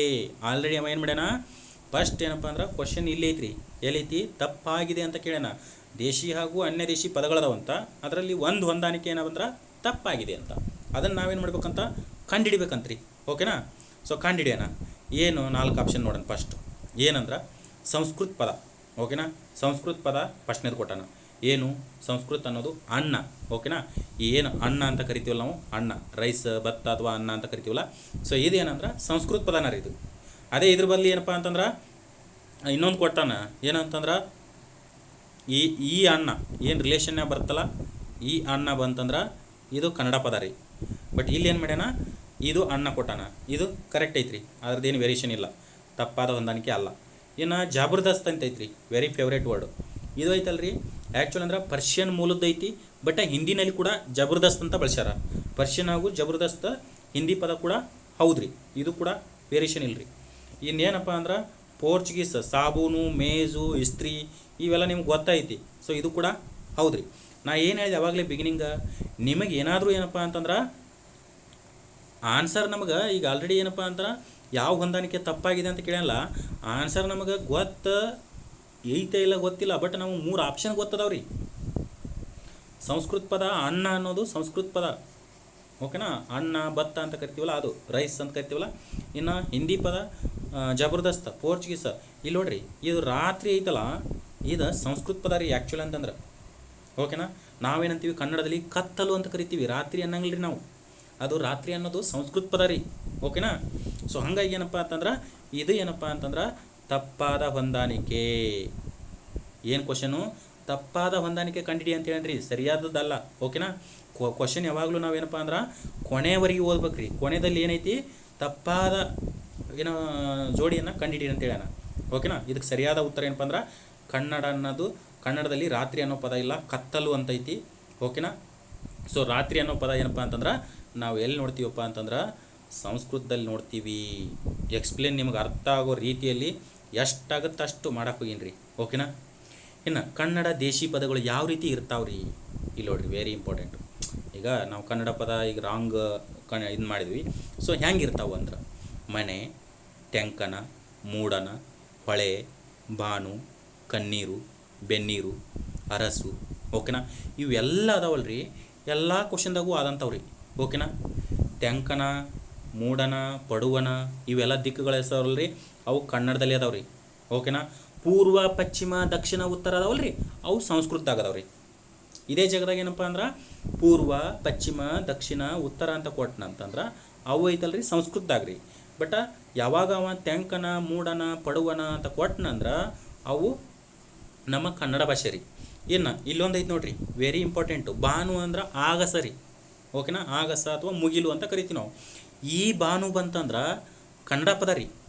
ಅದೇ ಇನ್ನೊಂದು ವರ್ಡ್ ಬರ್ತೈತೆ ರೀ ಭಾನು ಅಂತದ್ದು, ಈ ಏನು ಭಾನು ಸೂರ್ಯ ಅಂತಾರಲ್ಲ, ಈ ಭಾನು ಬಂತಂದ್ರೆ ಇದು ಸಂಸ್ಕೃತ ಪದ ರೀ. ಅರ್ಥ ಐತ್ರಿ. ಯಾವಾಗೇನಪ್ಪ ಅಂತಂದ್ರೆ ಆ ಛೇದ ಆಗ್ಲಾರ ಬಂತಂದ್ರೆ ಅದು ಜಸ್ಟ್ ಭಾನು ಅಂತ ಕರೆದ್ರೆ ನಾವು ಆಗಸ ಅಂತ ಕರಿತೀವಿ. ಯಾವಾಗ ನಾವು ಇದು ಛೇದ ಆಗಿಬಿಟ್ಟು ಅಕ್ಷರನ ಬಳಸಿದ್ರೆ ಅದಕ್ಕೆ ಅರ್ಥನೂ ಕೂಡ ಬೇರೆ ಐತಿ ಮತ್ತು ಭಾಷೆನೂ ಕೂಡ ಬೇರೆ ಐತ್ರಿ. ಅರ್ಥ ಏನಪ್ಪ ಅಂದ್ರೆ ಸೂರ್ಯ, ಭಾಷೆ ಏನಪ್ಪ ಅಂದ್ರೆ ಸಂಸ್ಕೃತ ಭಾಷೆ. ಓಕೆನಾ. ಸೊ ಈಗ ಇಲ್ಲಿ ನೋಡ್ರಿ ಕನ್ನಡ ಪದಗಳೇನಪ್ಪ ಅಂದ್ರೆ ಇನ್ನೊಂದು ಏನಪ್ಪ ಅಂದ್ರೆ ಹೊಳೆ ಏನಂದ್ರೆ ಕನ್ನಡ ಪದ. ಅದೇ ಇಲ್ಲಿ ಪ್ಲೇಸ್ನಾಗ ನದಿ ಇತ್ತಂತಂದ್ರೆ ಗಂಗಾ ನದಿ, ಯಮುನಾ ನದಿ, ಬ್ರಹ್ಮಪುತ್ರ ನದಿ ಅವೆಲ್ಲ ಸಂಸ್ಕೃತ ಪದ ಹಾಕವ್ರಿ. ಓಕೆನಾ. ಇನ್ನು ಕಣ್ಣೀರು, ಬೆನ್ನೀರು, ಅರಸು, ರಾಜ ಅಂತಂದ್ರೆ ಸಂಸ್ಕೃತ ಪದ ರೀ. ಅರಸು ಅಂತಂದ್ರೆ ಕನ್ನಡ ಪದ ರೀ. ಓಕೆನಾ. ಸೊ ಹಿಂಗೆ ಒಂದು ಸ್ವಲ್ಪ ಏನಪ್ಪ ಅಂದ್ರೆ ಅನ್ಯ ಭಾಷೆಗಳ ಕಲಿಬೇಕಂದ್ರೆ ನಿಮ್ಮದೇ ಆದಂಥ ಇಂಟ್ರೆಸ್ಟ್ ಮೇನ್ ಆಗುತ್ತಾ. ಓಕೆನಾ. ನಾ ಇಷ್ಟೆಲ್ಲ ಹೇಳಕತ್ತೀನಪ್ಪ ಅಂದ್ರೆ ಏನೋ ಒಂದು ಕ್ಯೂರಿಯಾಸಿಟಿ ಅನ್ಯ ದೇಶ ಭಾಷೆ ಬಗ್ಗೆ ನಮಗೂ ಕೂಡ ಐತಿ ಅಂತ ಅರ್ಥ. ಓಕೆನಾ. ಇನ್ನು ನೆಕ್ಸ್ಟ್ ಕ್ವಶನ್ ಏನು ರೀ, ವೆರಿ ಫೇವ್ರೇಟ್ ಟಾಪಿಕ್ಕು. ಏನು, ತತ್ಸಮ ಮತ್ತು ತದ್ಭವಗಳ ಹೊಂದಾಣಿಕೆಗಳ ಪೈಕಿ ಈ ಕೆಳಗಿನ ಯಾವ ಒಂದು ತದ್ಭವ ರೂಪ, ನೋಡ್ರಿ ಕ್ವಶನ್ ಇಲ್ಲೇ ಐತ್ರಿ. ತತ್ಸಮ ತದ್ಭವ ಹೊಂದಾಣಿಕೆಗಳ ಪೈಕಿ, ಅಲ್ಲಿ ಮಟ್ಟ ಕ್ವಶನ್ ಇಲ್ಲ. ಈ ಕೆಳಗಿನ ಯಾವ ಒಂದು ತದ್ಭವ ರೂಪ ಅನ್ನೋದು ಮೀನಿಂಗ್ ಗೊತ್ತಿರ್ಬೇಕು ನಮಗೆ. ಹೊಂದಾಣಿಕೆ ತಪ್ಪಾಗಿ ಹೊಂದಾಣಿಕೆ ಆಗಿದೆ ಅಂತ. ಓಕೆನಾ. ಆ್ಯಕ್ಚುಲ್ ಅಂತಂದ್ರೆ ಇಲ್ಲಿ ಎರಡು ಕಾನ್ಸೆಪ್ಟ್ ಬರ್ತಾವ್ರಿ. ತತ್ಸಮಗಳಿಗೆ ನಾವೇನಂತೀವಿ, ಸಮ ಸಂಸ್ಕೃತ ಪದಗಳು ಅಂತ ಕರಿತೀವಿ. ಓಕೆನಾ. ತತ್ಸಮಗಳಿಗೆ ಅಂದ್ರೆ ಆಲ್ಮೋಸ್ಟ್ ಆಲ್ ಇದಪ್ಪ ಅಂದ್ರೆ ಸಂಸ್ಕೃತ ಪದ ಇದ್ದಂಗೆ ಅವು. ಓಕೆನಾ. ಆದ್ರೆ ತದ್ಭವಗಳು ಅಂತಂದ್ರೆ ಅಲ್ಪ ಸ್ವಲ್ಪ ಬದಲಾವಣೆಯೊಂದಿಗೆ, ಓಕೆನಾ, ಅಲ್ಪ ಸ್ವಲ್ಪ ಬದಲಾವಣೆಯೊಂದಿಗೆ ಏನಪ್ಪ ಅಂತಂದ್ರೆ ಕನ್ನಡದಲ್ಲಿ ಬಳಕೆ ಆಗ್ತಿರ್ತಾವೆ. ಅಂಥ ಪದಗಳಿಗೆ ನಾವೇನಂತೀವಿ ತದ್ಭವ ಪದಗಳಂತೀವಿ. ಓಕೆನಾ. ಸೊ ಇಲ್ಲೇನು ಕೇಳೋಣ, ಯಾವ ಒಂದು ತದ್ಭವ ರೂಪ ಐತಲ್ಲ ತಪ್ಪಾಗಿ ಹೊಂದಾಣಿಕೆ ಆಗಿದೆ ಅಂತ. ಓಕೆನಾ. ಸೊ ಇವಾಗ ಆನ್ಸರಿಗೆ ಹೋಗೋಣ. ಏನು ಕೊಟ್ಟಾನ ಆನ್ಸರು ಇಲ್ಲಿ ನೋಡ್ರಿ. ಏನು, ಉದ್ಯೋಗ. ಓಕೆನಾ. ಫಸ್ಟ್ನೇದೇನು ರೀ, ಉದ್ಯೋಗ ಬೀದಿಗೆ ಅಂತ ಕೊಟ್ಟಾನ. ಆಮೇಲೆ ನೋಡೋಣ. ಓಕೆನಾ. ಮಾನುಷ್ಯ ಮಾನಸ ಅಂತ ಕೊಟ್ಟಾನ. ಆಮೇಲೆ ಬಿದಿ ಅಂತ ಕೊಟ್ಟಾನ.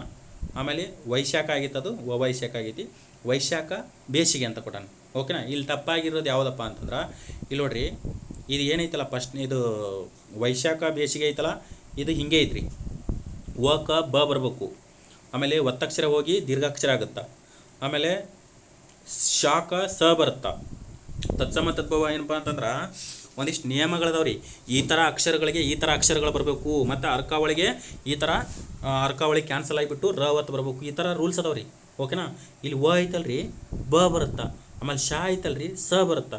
ಇದು ಆಲ್ಮೋಸ್ಟ್ ಆಲ್ ರೈಟ್ ಐತ್ರಿ. ಇನ್ನು ಬಿದಿ ಅಂತ ಐತಿ. ಇಲ್ಲಿ ನೋಡ್ರಿ, ನಾ ಹೇಳಿದೆ ಕ ಬ ಬರ್ಬೇಕಂತ. ಇಲ್ಲಿ ನೋಡ್ರಿ ಐತಿ, ವಿ ಐತಿ, ಇಲ್ಲಿ ಬಿ ಬಂದೈತಿ. ಕರೆಕ್ಟ್ ಐತಾ. ಆಮೇಲೆ ದೀಗ್ ಐತಲ್ಲ, ದೊಡ್ಡದಿಗೆ ಹೋಗಿ ಸಂಧಿ ಐತಿ, ಇದು ಕೂಡ ರೈಟ್ ಐತ್ರಿ. ಇನ್ನು ಮಾನುಷ್ಯ ಮಾನಸ, ನಾ ಏನು ಹೇಳಿದೆ, ಶ ಅಥವಾ ಶಕ ಸ ಬರಬೇಕು ಅಂತ ಹೇಳಿದೆ. ತದ್ಭವ ಪದ್ದಾಗ ಬಂದೈತೆ ಇಲ್ಲಿ ನೋಡ್ರಿ. ಒತ್ತಕ್ಷರ ಕ್ಯಾನ್ಸಲ್ ಆಗೋ ಚಾನ್ಸಸ್ ಮೇಜರ್ ಇರ್ತೈತಿ. ಏನಪ್ಪ ಅಂತಂದ್ರೆ ನಾವು ಸಂಸ್ಕೃತ ಪದ್ದಾಗ ಒತ್ತಕ್ಷರ ಇತ್ತಂದ್ರೆ ಇಲ್ಲಿ ನೋಡ್ರಿ, ಇಲ್ಲಿ ಸ ಬಂದೈತಿ, ಬಟ್ ಒತ್ತಕ್ಷರ ಕ್ಯಾನ್ಸಲ್ ಆಗೈತಿ. Almost all right. ಓಕೆನಾ. ಇವು ಎರಡು ಅಕ್ಷರಗಳದಾವಲ್ಲ, ಹ್ಯಾಸ್ ಇಟ್ ಈಸ್ ಬಂದೈತಿ. ಓಕೆ, ಡನ್, ಇದು ಪರವಾಗಿಲ್ಲ. ಓಕೆನಾ. ಈಗ ಇಲ್ಲಿ ಏನಪ್ಪ ಅಂದ್ರೆ ಉದ್ಯೋಗಕ್ಕೆ ಏನಪ್ಪ ಅಂತಂದ್ರೆ ಬೇರೆ ಬರುತ್ತಂತ. ಓಕೆ. ಇಲ್ಲ ನೋಡ್ರಿ, ಕ ಬಿ ಬಂದೈತಿ, ಬರಲ್ಲ. ಒತ್ತಕ್ಷರ ಕ್ಯಾನ್ಸಲ್ ಆಗೈತಿ, ಐ ಅಗ್ರಿ. ಬಟ್ ಏನು ಬರುತ್ತಂತಂದ್ರೆ ಇಲ್ಲಿದೆ ನೋಡ್ರಿ, ಉದ್ಯೋಗ ಎಂಬ ತದ್ಭವ ರೂಪ ಏನೈತ್ರಿ, ಉಜ್ಜುಗ ಅಂತ ಐತಿ. ಓಕೆನಾ. ಈಗ ನೋಡೋಣ ಉದ್ಯೋಗಕ್ಕೆ ಮತ್ತು ಉಜ್ಜುಗ ಮ್ಯಾಚ್ ಆಗುತ್ತಾ ಇಲ್ಲ ಅಂತ. ಏನ್ರಿ, ಊನ ಬಂದೈತಿ, ಬಟ್ ಡಕ್ ಐತಲ್ಲ ಬೇರೆ ರೀತಿ. ಅಂದರೆ ಈಗ ತತ್ಸಮದವಾಗ ಏನಪ್ಪ ಅಂದ್ರೆ ಬೇರೆ ಬೇರೆ ಒತ್ತಕ್ಷರ ಇರುವಂಥ ಒಂದು ಅಕ್ಷರಗಳು ಈ ತದ್ಭವದಾಗ ಬಂದಾಗ ಒಂದೇ ರೀತಿಯ ಅಕ್ಷರಗಳನ್ನು ಇಲ್ಲಿ ನೋಡ್ರಿ, ಇಲ್ಲಿ ಬೇರೆ ಬೇರೆ ಅದಾವು, ಇಲ್ಲಿ ಒಂದೇ ರೀತಿ ಬಂದವು. ಅರ್ಥ ಆಯ್ತಾ. ಚಾನ್ಸಸ್ ಆರ್ ದೇರ್ ಅಂತ ಹೇಳ್ತಾರೆ. ಓಕೆನಾ. ಇನ್ನು ದ್ವಿತೀಯ ಪದ ಅಂದರೆ ಇನ್ನೊಂದು ಕೊಟ್ಟನಲ್ಲ ಬೀದಿಗೆ ಅಂತ, ಆ ಬೀದಿಗೆ ಅನ್ನೋದು ಎದರದ್ದು ತದ್ಭವ ರೂಪ ಅಂದ್ರೆ ಬೀದಿಗೆ ದ್ವಿತೀಯ ಅನ್ನೋ ಪದದ ಒಂದು ತದ್ಭವ ರೂಪ ರೀ. ದ್ವಿತೀಯ ಅನ್ನೋದು ಸಂಸ್ಕೃತ ಪದ, ಅದರ ತದ್ಭವ ರೂಪ ಅಂದ್ರೆ ಬೀದಿಗೆ. ನೋಡ್ರಿ ದ ಕ ಬಿ ಬಂದೈತ್ಯಾ, ಆಮೇಲೆ ತಿ ಕ ದ ತ ಕೂಡ ದ ಬರ್ತಿರ್ತೈತೆ ಒಂದು ಸರಿ. ಓಕೆ, ಸೊ ಈ ರೀತಿ ಏನಪ್ಪ ಅಂದ್ರೆ ಅದ್ರದ್ದು ಮೀನಿಂಗ್ ಆಯಿತು. ಇನ್ನು next question very interesting question ರೀ. ಓಕೆನಾ, ಏನು ಇಂಟ್ರೆಸ್ಟಿಂಗ್ ಕ್ವಶನಪ್ಪ ಅಂತಂದ್ರೆ ಇಲ್ಲಿ ನೋಡ್ರಿ, ಏನು ಚೆನ್ನಾಗಿ ನೆಟ್ಟಗೆ ಮೆಲ್ಲಗೆ ಆದರೆ, ಇವಿಟ್ಟು ಏನಪ್ಪ ಅಂದ್ರೆ ಕ್ವಶನ್ ರೈಸ್ ಮಾಡುವಂಥ ಪದಗಳ ರೀ. ಏನು ಚೆನ್ನಾಗಿ ಅನ್ನೋದು, ನೆಟ್ಟಗೆ ಅನ್ನೋದು, ಮೆಲ್ಲಗೆ ಅನ್ನೋದು ಮತ್ತು ಆದರೆ ಅನ್ನೋದು, ಈ ಪದಗಳು ಈ ಕೆಳಗಿನ ಯಾವ ಪದಗಳಿಗೆ ಉದಾಹರಣೆಯಾಗಿವೆ? ಅಂದರೆ ನಾವು ಚೆನ್ನಾಗಿ, ನೆಟ್ಟಗೆ, ಮೆಲ್ಲಗೆ, ಆದರೆ ಅಂತ ಸೆಂಟೆನ್ಸ್ನಲ್ಲಿ ಏನು ಬಳಸ್ತೀವಲ್ಲ ಅವು ಯಾವ ರೀತಿಯಾದಂಥ ಪದಗಳಿಗೆ ಉದಾಹರಣೆಯಾಗಿವೆ ಅಂತ ಕೇಳೋಣ. ಓಕೆನಾ, ಸೊ ಆನ್ಸರ್ ನೋಡ್ರಿ. ಏನು ಫಸ್ಟ್ನೇದು ಏನಪ್ಪ ಅಂದ್ರೆ ಅವ್ಯಯಗಳಂತ ಕೊಟ್ಟಾನ, ನಾಮಪದಗಳಂತ ಕೊಟ್ಟಾನ, ಆಮೇಲೆ ಕ್ರಿಯಾಪದಗಳಂತ ಕೊಟ್ಟಾನ. ಓಕೆನಾ, ಸೊ ನಾವು ನಾಮಪದಗಳಲ್ಲಿ ಹೆಸರುಗಳನ್ನು ನೋಡ್ತೀವಿ. ಓಕೆನಾ, ಹೆಸರುಗಳನ್ನು ನೋಡ್ತೀವಿ, ಇವನ್ನ ನೋಡಲ್ಲ. ಬಟ್ ಕ್ರಿಯಾಪದಗಳಲ್ಲಿ ಕ್ರಿಯೆಯನ್ನು ಸೂಚಿಸೋದನ್ನು ನೋಡ್ತೀವಿ, ಇವನ್ನ ನೋಡಲ್ಲ. ಬಟ್ ಏನಂತಂದ್ರೆ ಇದಕ್ಕೆ ಉತ್ತರ ಏನಪ್ಪ ಅಂತಂದ್ರೆ ಸಾಮಾನ್ಯವಾಗಿ ಅವ್ಯಯಗಳು ವಾಕ್ಯದ ಒಂದು ರಚನೆಯ ಏನಪ್ಪ ಅಂದ್ರೆ ವಿಶೇಷತೆಯನ್ನು ಹೆಚ್ಚಿಸ್ತಾವು.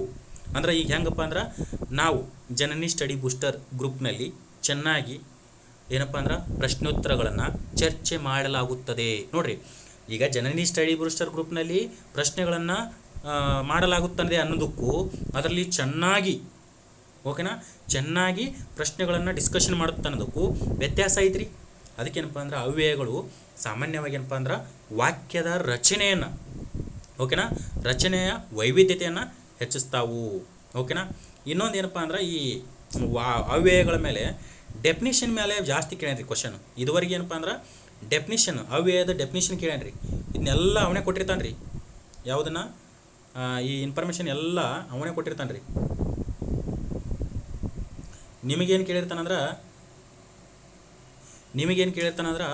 ಅದು ಹಂಗಂದ್ರೆ ಯಾವ ಪದದ ಮೀನಿಂಗ್ ಅಂತ ಕೇಳಿರ್ತಾನೆ ರೀ. ಏನು ಕೊಟ್ಟಾನ ನೋಡ್ರಿ ಇಲ್ಲಿ ನೋಡ್ರಿ, ಏನು ಲಿಂಗ, ಇದು ಎಷ್ಟು ಬರ್ಬೇಕ್ರಿ. ಓಕೆನಾ, ಏನು ಲಿಂಗ, ವಚನ, ವಿಭಕ್ತಿ ಮತ್ತು ಕಾಲಗಳಿಗೆ ಅನುಗುಣವಾಗಿ ರೂಪ ಬದಲಾಯಿಸಿಕೊಳ್ಳದ. ಈ ವರ್ಡ್ ಭಾಳ ಇಂಪಾರ್ಟೆಂಟ್ ರೀ. ಯಾವಾಗ ಅವಕ್ಕೂ ರೂಪ ಬದಲಾಗಲ್ಲ ಅಂತ ಕೇಳಿದ್ನು ಅಂದ್ರೆ ಲಿಂಗ. ಓಕೆನಾ, ನಾವೇನು ಸ್ತ್ರೀಲಿಂಗ, ಪುಲ್ಲಿಂಗ ಅದು ಇದು ಅಂತ ಕರಿತೀವಲ್ಲ, ಅವುಗಳ ಲಿಂಗ ಬದಲಾವಣೆ ಆಗಬಾರ್ದಂತೆ ವಾಕ್ಯ ರಚನೆಯಲ್ಲಿ. ಆಮೇಲೆ ವಚನ, ಓಕೆನಾ, ವಚನಗಳು ಕೂಡ ಬದಲಾಗಬಾರ್ದಂತೆ. ಏಕವಚನ, ಬಹುವಚನ ಅಂತ ಬರ್ತಾವಲ್ಲ ಅವು. ಆಮೇಲೆ ವಿಭಕ್ತಿ ಪ್ರತ್ಯಯಗಳು ಕೂಡ ಬದಲಾಗಬಾರ್ದಂತ. ಆಮೇಲೆ ಕಾಲಗಳು ಕೂಡ ಬದಲಾಗಬಾರ್ದಂತ. ಇವು ಯಾವೂ ಬದಲಾಗದೆ ಒಂದು ಸೆಂಟೆನ್ಸ್ ಏನಾದರೂ ರಚನೆ ಆಯಿತು ಅಂತಂದ್ರೆ ಅದಕ್ಕೇನಂತ ಕರಿತೀವಿ ನಾವು? ಅವ್ಯಯ ಅಂತ ಕರಿತೀವಿ ನೋಡ್ರಿ. ಈಗ ನೋಡ್ರಿ, ನಾವಾಗಲೇ ಹೇಳಿದ್ನ ಸೆಂಟೆನ್ಸು ಏನು, ಜನನಿ ಸ್ಟಡಿ ಬೂಸ್ಟರ್ ಗ್ರೂಪ್ನಲ್ಲಿ ಚೆನ್ನಾಗಿ ಪ್ರಶ್ನೋತ್ತರಗಳನ್ನು ಡಿಸ್ಕಷನ್ ಮಾಡುತ್ತಾರೆ ಅಥವಾ ಚರ್ಚೆ ಮಾಡುತ್ತಾರೆ ಅಂತಂದೆ. ಅಲ್ಲೇನಾದರೂ ಈ ಲಿಂಗ ಬದಲಾವಣೆ ಆಯ್ತನ್ರಿ? ಏನು ಮಾಡುತ್ತಾರೆ ಅದೇ ಬಂತ. ಆಮೇಲೆ ವಚನ ಅಲ್ಲೇನಾದರೂ ಬದಲಾವಣೆ ಆಯ್ತನ್ರಿ? ಇಲ್ಲ. ವಿಭಕ್ತಿ ಪ್ರತ್ಯಯ ಚೆನ್ನಾಗಿ ಡಿಸ್ಕಷನ್ ಮಾಡ್ತಾರೆ, ಅಲ್ಲೇನಾದರೂ ಬದಲಾವಣೆ ಆಯ್ತಾನ? ಇಲ್ಲ. ಕಾಲ ಕೂಡ ಅದೇ ಐತಿ. ಸೊ ಯಾವಾಗಲೂ ನಾವು ಚೆನ್ನಾಗಿ ಅಂತ ವರ್ಡ್ ಅವ್ಯಯ ಬಳಸಿದರೂ ಕೂಡ ಅಲ್ಲೇನಾಯಿತು, ಕಾಲ, ವಚನ, ವಿಭಕ್ತಿ ಪ್ರತ್ಯಯ, ಲಿಂಗ ಬದಲಾವಣೆ ಆಗಲಿಲ್ಲ. ಅಂಥ ಪದಗಳಿಗೆ ನಾವೇನಂತ ಕರಿತೀವಿ? ಅವ್ಯಯ ಅಂತ ಕರಿತೀವಿ. ಇಲ್ಲೇನಂದ್ರೆ ಒಂದೇ ರೂಪದಲ್ಲಿ ಇರ್ತಾವ್ರಿ ಅವು. ಸಾಮಾನ್ಯವಾಗಿ ಚೆನ್ನಾಗಿ ಅಂದ್ರೆ ಚೆನ್ನಾಗಿನೇ, ಅದಕ್ಕೇನಾರ ಬೇರೆ ಹೆಸರು ಅನ್ನಕ್ಕೆ ಬರುತ್ತಾನೆ? ಇಲ್ಲ ತಾನೆ. ಸೊ ಅಂಥದ್ದು. ಓಕೆನಾ, ಸೊ ನೆಕ್ಸ್ಟು ಇಲ್ಲದ ನೋಡ್ರಿ ಉದಾಹರಣೆ, ವೆರಿ ವೆರಿ ಇಂಪಾರ್ಟೆಂಟ್. ಇವು ಮ್ಯಾಲೇನೆ ಕ್ವಶನ್ ಆಗಿದಾವೆ. ಇವು ಯಾವ ಪದಗಳಿಗೆ ಉದಾಹರಣೆ? ನಮ್ಮ ಕ್ವಶನ್ ಕೂಡ ಇದೇ ಐತ್ರಿ. ಏನು, ಮತ್ತೆ, ಹೌದು, ಅಯ್ಯೋ, ಮತ್ತು, ಆದರೆ, ಇನ್ನೂ, ಈ ಪದಗಳೇನಪ್ಪ ಅಂದ್ರೆ ಸಾಮಾನ್ಯವಾಗಿ ಅವ್ಯಯ ಪದಗಳಿಗೆ ಉದಾಹರಣೆಯಾಗಿದ್ದಾವು. ಓಕೆನಾ, ಅವ್ಯಯ ವೆರಿ ಇಂಪಾರ್ಟೆಂಟ್ ಏನು ಚಾಪ್ಟರ್ ಇದು. ಓಕೆನಾ, ಅವ್ಯಯಗಳು ಏನಂತಂದ್ರೆ ಡೆಫಿನಿಷನ್ ಮ್ಯಾಗೂ ಕ್ವಶನ್ ಆಗ್ಯಾವ ಇದುವರೆಗೂ. ಇನ್ನು ಬಿಟ್ರೆ ಉದಾಹರಣೆ ಮ್ಯಾಗೂ ಕ್ವಶನ್ ಅದಾವು. ಓಕೆನಾ, ಸೊ ಇದನ್ನ ನೆನ್ಪಿಡ್ತೀರಿ ಅನ್ಕೋತೀನಿ. Very important concept. ಇನ್ನು ನೆಕ್ಸ್ಟ್ ಈ ಕೆಳಗಿನ ಪದಗಳ ಹೊಂದಾಣಿಕೆಯಲ್ಲಿ. ಓಕೆನಾ, ನೆಕ್ಸ್ಟ್ ಏನಂತಂದ್ರೆ ಕ್ವಶನ್ ಇದೆ. ನೆಕ್ಸ್ಟ್ ಏನಂತಂದ್ರೆ ಈ ಕೆಳಗಿನ ಪದಗಳ ಹೊಂದಾಣಿಕೆಯಲ್ಲಿ ತಪ್ಪಾಗಿರುವ ಪದವನ್ನು ಗುರುತಿಸಿ ಅಂತ ಐತ್ರಿ. ಓಕೆನಾ, ಅಂದ್ರೆ ಕೆಲವೊಂದಿಷ್ಟು ಏನಪ್ಪ ಅಂದ್ರೆ ಏನೋ ಹೊಂದಾಣಿಕೆ ಮಾಡ್ಯಾನಂತ, ಅದು ಏನಪ್ಪ ಅಂದ್ರೆ ಪದಗಳ ಹೊಂದಾಣಿಕೆ ಐತಂತ, ಅದರಲ್ಲಿ ಯಾವುದೋ ಒಂದು ಪದದ ಜೋಡಣೆ ತಪ್ಪಾಗಿದೆ ಅಂತ. ನೋಡಿರಿ, ನಿಮಗೆ ಎಕ್ಸಾಮ್ನಾಗ ಏನಪ್ಪ ಅಂದ್ರೆ ಒಂದು ಕ್ವಶನ್ಗೆ ಮಿನಿಮಮ್ ಏನಪ್ಪ ಅಂತಂದ್ರೆ ನೀವು 3 ಮಿನಿಟ್ಸ್ ಟು 4 ಮಿನಿಟ್ಸ್ ಸ್ಪೆಂಡ್ ಮಾಡ್ಬೇಕು ರೀ. ಅರ್ಥ ಆಯ್ತು ರೀ? ಈಗ ನಾವು ಸಡನ್ನಾಗಿ ಈ ಕೆಳಗಿನ ಪದಗಳ ಹೊಂದಾಣಿಕೆಗಳಲ್ಲಿ ಯಾವುದು ತಪ್ಪಾಗಿದೆ ಅಂತ, ಬಟ್ ಅಲ್ಲಿ ಏನು ಕೇಳ್ಯಾನ, ಏನು ಪದಗಳು ಕೊಟ್ಟಾನು ಅಥವಾ ಸೆಂಟೆನ್ಸ್ ಕೊಟ್ಟಾನು, ಆ ಸೆಂಟೆನ್ಸ್ ತಪ್ಪಂಗೆ ಏನು ತಪ್ಪಾಗಿದೆ ಅಂತ ಕಂಡಿಡಿಯಾಕತ್ತೇನು ಅಂತ ನೋಡ್ಬೇಕು ರೀ. ಏನು ಕೇಳ್ಯಾನವ? ಪದಗಳು ಕೊಟ್ಟಾನ, ಪದಗಳಲ್ಲಿರುವಂಥ ಒಂದು ಜೋಡಿ ತಪ್ಪಾಗಿದೆ ಅಂತ ಅದನ್ನು ಕಂಡಿಡಿ ಅಂತ ಹೇಳ್ಯಾನ. ಕ್ವಶನ್ ಅರ್ಥ ಆಯ್ತು ನಮ್ಗೆ. ಈಗ ಆನ್ಸರಿಗೆ ಹೋಗೋಣ. ಏನು ಆನ್ಸರು? ರೂಢನಾಮ ಅರಾವಳಿ ಬೆಟ್ಟ. ರೂಢನಾಮ ಅರಾವಳಿ ಬೆಟ್ಟ, ಇದ್ರ ಮೀನಿಂಗ್ ಗೊತ್ತಿರಬೇಕು. ಆಮೇಲೆ ಅಂಕಿತನಾಮ ಹಿಮಾಲಯ ಬೆಟ್ಟ, ಆಮೇಲೆ ಅನ್ವರ್ತನಾಮ ಯೋಗಿ, ಆಮೇಲೆ ಗುಣವಾಚಕ ಹಳೆಯ ಅಕ್ಕಿ. ಓಕೆನಾ? ಇದ್ರ ಆನ್ಸರ್ ಏನಾದರೂ ಗೊತ್ತಾಗಬೇಕಂತಂದ್ರೆ ಇವ್ಕುರ್ದು ಎಲ್ಲ ಮೀನಿಂಗ್ ಗೊತ್ತಿರ್ಬೇಕು ರೀ, ಸೆಂಟೆನ್ಸ್ ಮೀನಿಂಗ್ ಗೊತ್ತಿರಬೇಕು. ಅಂದಾಗ ಮಾತ್ರ ಈ ಕಡೆ ಎಕ್ಸಾಂಪಲ್ ಅರ್ಥ ಆಕ್ಕವ ನಮಗೆ. ಓಕೆನಾ? ಈಗ ಒಂದೊಂದು ಹೋಗೋಣ. ಓಕೆನಾ? ಫಸ್ಟ್ ಏನಪ್ಪ ಅಂದ್ರೆ ಗುಣವಾಚಕನ ನೋಡೋಣ. ಓಕೆನಾ? ಗುಣವಾಚಕ ವೆರಿ ಈಸಿ ಐತಿ ಇದು ಕಾನ್ಸೆಪ್ಟು. ಗುಣವಾಚಕ ಏನು? ಗುಣವಾಚಕ ಅಂದ್ರೆ ಯಾವುದೋ ಒಂದು ವಿಶೇಷತೆಯನ್ನು ಅಥವಾ ಯಾವುದೋ ಒಂದು ಕ್ಯಾರೆಕ್ಟರ್ ಅಂತಾರಲ್ಲ, ಗುಣ ಅಂತಾರಲ್ಲ, ಆ ಗುಣ ಅಥವಾ ಲಕ್ಷಣವನ್ನು ಇಂಡಿಕೇಟ್ ಆಗ್ತಿರ್ಬೇಕು ರೀ ಅದ್ರಾಗ. ಈಗ ನೋಡಿರಿ, ಬರೀ ಅಕ್ಕಿ ಅಂತ ಕೊಡಲಿಲ್ಲ ಅವ ವರ್ಡ್. ಏನು ಮಾಡ್ಯಾನ? ಬರೀ ಅಕ್ಕಿ ಅಂತ ಕೊಡಲಿಲ್ಲ ರೀ ಅವ, ಇಲ್ಲಿ ವರ್ಡ್ ಅದ್ರದ್ದು ಗುಣ ಕೊಟ್ಟಾನ. ಯಾವ ಗುಣ? ಅದು ಹಳೆ ಅಕ್ಕಿ ಅಂತ. ಅರ್ಥ ಆಯ್ತು ರೀ? ಅದರ ವಿಶೇಷತೆಯನ್ನು ಕೊಟ್ಟಾನ. ಸೊ ಹಂಗಾಗಿ ಏನಪ್ಪ ಅಂದ್ರೆ ಇದು ರೈಟ್ ಐತಿ. ಓಕೆನಾ? ಯಾವುದೇ ಕಾರಣಕ್ಕೂ ಇದು ರಾಂಗ್ ಅಲ್ಲ, ರೈಟ್ ಐತಿ ಅಂತ ಹೇಳ್ತೀವಿ. ಓಕೆನಾ? ಇನ್ನು ಅನ್ವರ್ತನಾಮ ವೆರಿ ಇಂಪಾರ್ಟೆಂಟು. ಕನ್ನಡದಲ್ಲಿ ಏನಪ್ಪ ಅಂತಂದ್ರೆ ಈ ನಾಮಪದಗಳು ರೂಢನಾಮ, ಅಂಕಿತನಾಮ, ಅನ್ವರ್ತನಾಮ, ಗುಣವಾಚಕ. ಓಕೆನಾ? ಇವು ವೆರಿ ಇಂಪಾರ್ಟೆಂಟ್ ರೀ. ಅನ್ವರ್ತನಾಮ ಏನಂತಂದ್ರೆ ಈಗ ನಾವು ಯಾವುದೋ ಒಂದು, ಈಗ ರೋಗಿಗಳನ್ನು ನೋಡುವವನೇ ಡಾಕ್ಟರ್ ಅಥವಾ ವೈದ್ಯ, ಅದೇನಪ್ಪ ಅಂದ್ರೆ ಅನ್ವರ್ತನಾಮ ರೀ. ಹಾಗೆ ಈ ಏನು ಇದನ್ನು ಪೂಜೆ ಪುನಸ್ಕಾರ ಅಥವಾ ಧ್ಯಾನ ಇಂಥದನ್ನೆಲ್ಲ ಮಾಡೋವೇನಪ್ಪ ಅಂದ್ರೆ ನಾವು ಯೋಗಿ ಅಂತ ಕರಿತೀವಿ. ನೋಡಿರಿ, ಈ ಆದಿ ಏನು ಗುರು ಅದಾರಲ್ಲ, ಆದಿಗುರು, ಅವ್ರನ್ನ ಮುಂದೆ ಯೋಗಿ ಅಂತ ಹಚ್ತೀವಿ. ಆದಿಗುರು ಯೋಗಿ ಅಂತ ಕರಿತೀವಿ. ಅರ್ಥ ಐತ್ರಿ? ಸೊ ಅವ್ರು ಏನಪ್ಪ ಅಂದ್ರೆ ದಿನನಿತ್ಯ ತಮ್ಮದೇ ಆದಂಥ ಒಂದು ಆರಾಧನೆಯಲ್ಲಿ ಮುಳುಗಿರುವರಂಥವ್ರು. ಸೊ ಅಂತಾಗ ಏನಪ್ಪ ಅಂದ್ರೆ ಅನ್ವರ್ತನಾಮನಿಂದ ಕರೆಯೋದ್ರಲ್ಲಿ ತಪ್ಪೇನಿಲ್ಲ. ಓಕೆನಾ? ಈಗ ಗುರುಗಳು ಸಾಮಾನ್ಯವಾಗಿ ಶಿಕ್ಷಣವನ್ನು ಕಲಿಸುವವರು ಅಥವಾ ಬೋಧಿಸುವವರಿಗೆ ನಾವು ಗುರು ಅಂತ ಕರಿತೀವಿ. ಅರ್ಥ ಐತ್ರಿ? ಈಗ ಯಾವುದೋ ಒಬ್ಬ ಕೆಲಸ ಮಾಡೋನು, ಓಕೆನಾ, ಅವನಿಗೆ ಕೆಲಸಗಾರ, ಆ ಯಾವುದೋ ಒಂದು ಕೆಲಸಗಾರ ಅಂತ ಹೇಳ್ತೀವಿ. ಓಕೆನಾ? ಸೊ ಹಂಗೇನಪ್ಪ ಅಂತಂದ್ರೆ ಅನ್ವರ್ತನಾಮ ಯಾವಾಗ ಯೂಸ್ ಮಾಡ್ತೀವಿ ಅಂತಂದ್ರೆ ಅವರ ಒಂದು ಕೆಲಸದ ಆಧಾರದ ಮೇಲೆ. ಓಕೆನಾ? ಈಗ ಬರಹಗಾರ ಅಂದರೆ ಬರವಣಿಗೆ ಮಾಡುವಂಥವ. ಓಕೆನಾ? ಸೊ ಹಿಂಗೆ. ಇನ್ನು ಅಂಕಿತನಾಮ ಏನಪ್ಪ ಅಂತಂದ್ರೆ ಫಸ್ಟ್ಗೆ ಏನಂದ್ರೆ ಅಂಕಿತ ಅಂದ್ರೆ ಇದ್ರ ಮೀನಿಂಗ್ ಅರ್ಥ ಆಗ್ಬೇಕು ನಮಗೆ. ಅಂಕಿತ ಅಂದ್ರೆ ನಾವು ಇಟ್ಟಂಥ ಹೆಸರು. ಓಕೆನಾ? ಇಲ್ಲಿ ಆ್ಯಕ್ಚುಲಿ ಅಂದರೆ ಹಿಮಾಲಯ ಬೆಟ್ಟ ಅಂತ ಆಗಬೇಕಾಗಿತ್ತು ಪೂರ್ತಿ ಸೆಂಟೆನ್ಸು, ಬಟ್ ಏನಂತಂದ್ರೆ ಹಿಮಾಲಯ ಅಂತ ಅಷ್ಟೇ ಆಗೈತಿ. Okay, done. ಕ್ವಶನ್ನಾಗ ಹೆಂಗೆ ಇತ್ತದು. ಓಕೆನಾ? ಸೊ ಅಂಕಿತ ನಾಮ ಅಂತ ಬಂದೈತಿ. ಇಲ್ಲೇನಂತಂದ್ರೆ ಅಂಕಿತ ನಾವು ಇಟ್ಟಂಥದ್ದು. ಈಗ ನಾ ಬೆಟ್ಟ ಅಂತಂದೆ. ಬೆಟ್ಟ ಅಂತಂದ್ರೆ ಸಾಮಾನ್ಯವಾಗಿ ಏನಪ್ಪ ಅಂತಂದ್ರೆ ಅದೊಂದು ನಾಮಪದ. ಬಟ್ ಯಾವಾಗ ಅಂಕಿತ ಸೇರಿಸ್ತೀವಲ್ಲ ಅದನ್ನು ನಾವು ಇಟ್ಟಿರಬೇಕು. ಏನಿಟ್ಟಿವಿ? ಹಿಮಾಲಯ ಬೆಟ್ಟ ಅಂತ ಪದ ಇಟ್ಟಿವಿ. ಸೊ ಅದು ಅಂಕಿತನಾಮ ಐತ್ರಿ. ಅರ್ಥ ಐತ್ರಿ? ಈಗ ಅಂಕಿತನಾಮ ಅಂದ್ರೆ ಮೀನಿಂಗ್ ಗೊತ್ತಾತ ಅನ್ಕೋತೀನಿ ನಾನು. ಈಗ ಬರೀ ನಾಮಪದ ಅಂದ್ರೆ ಬೆಟ್ಟಗಳು, ಬಟ್ ಅಲ್ಲಿ ಏನು ಮಾಡ್ಯಾನವ? ಹಿಮಾಲಯ ಬೆಟ್ಟಗಳು ಅಂತ ಇಟ್ಟಾನ. ಸೊ ಅವಾಗ ಅಂಕಿತನಾಮ ಸರಿಯಾಗಿದೆ. ಇನ್ನು ಕೊನೆಯದಾಗಿ ಏನಪ್ಪ ಅಂತಂದ್ರೆ ಈ ರೂಢನಾಮ ಅಂತ ಬರ್ತೈತಿ. ಓಕೆನಾ? ರೂಢನಾಮ ಅಂತಂದ್ರೆ ಅರಾವಳಿ ಬೆಟ್ಟ ಅಂತ ಕೊಟ್ಟಾನ. ಇದೇನಾಗುತ್ತಪ್ಪ ಅಂತಂದ್ರೆ ಆನ್ಸರು ರಾಂಗ್ ಆಗುತ್ತಾ, ಹೊಂದಾಣಿಕೆ ತಪ್ಪಾಗುತ್ತಾ? ಯಾಕೆ? ಈಗ ರೂಢನಾಮ ಅಂತಂದ್ರೆ ನಾವು ಸಾಮಾನ್ಯವಾಗಿ ಜನಸಾಮಾನ್ಯರು ಏನು ಪ್ರಾಚೀನ ಮಾನವರ ಕಾಲದಿಂದ ಏನಪ್ಪ ಅಂತಂದ್ರೆ ಈಗ ನದಿಗೆ ನದಿ ಅಂತ ಕರ್ಕೊಂಬಂದಿರ್ತೀವಿ, ಬೆಟ್ಟಗಳಿಗೆ ಬೆಟ್ಟ ಅಂತ ಕರ್ಕೊಂಬಂದಿರ್ತೀವಿ, ಆಮೇಲೆ ಗಿಡಗಳಿಗೆ ಗಿಡ ಅಂತ ಕರ್ಕೊಂಬಂದಿರ್ತೀವಿ. ಓಕೆನಾ?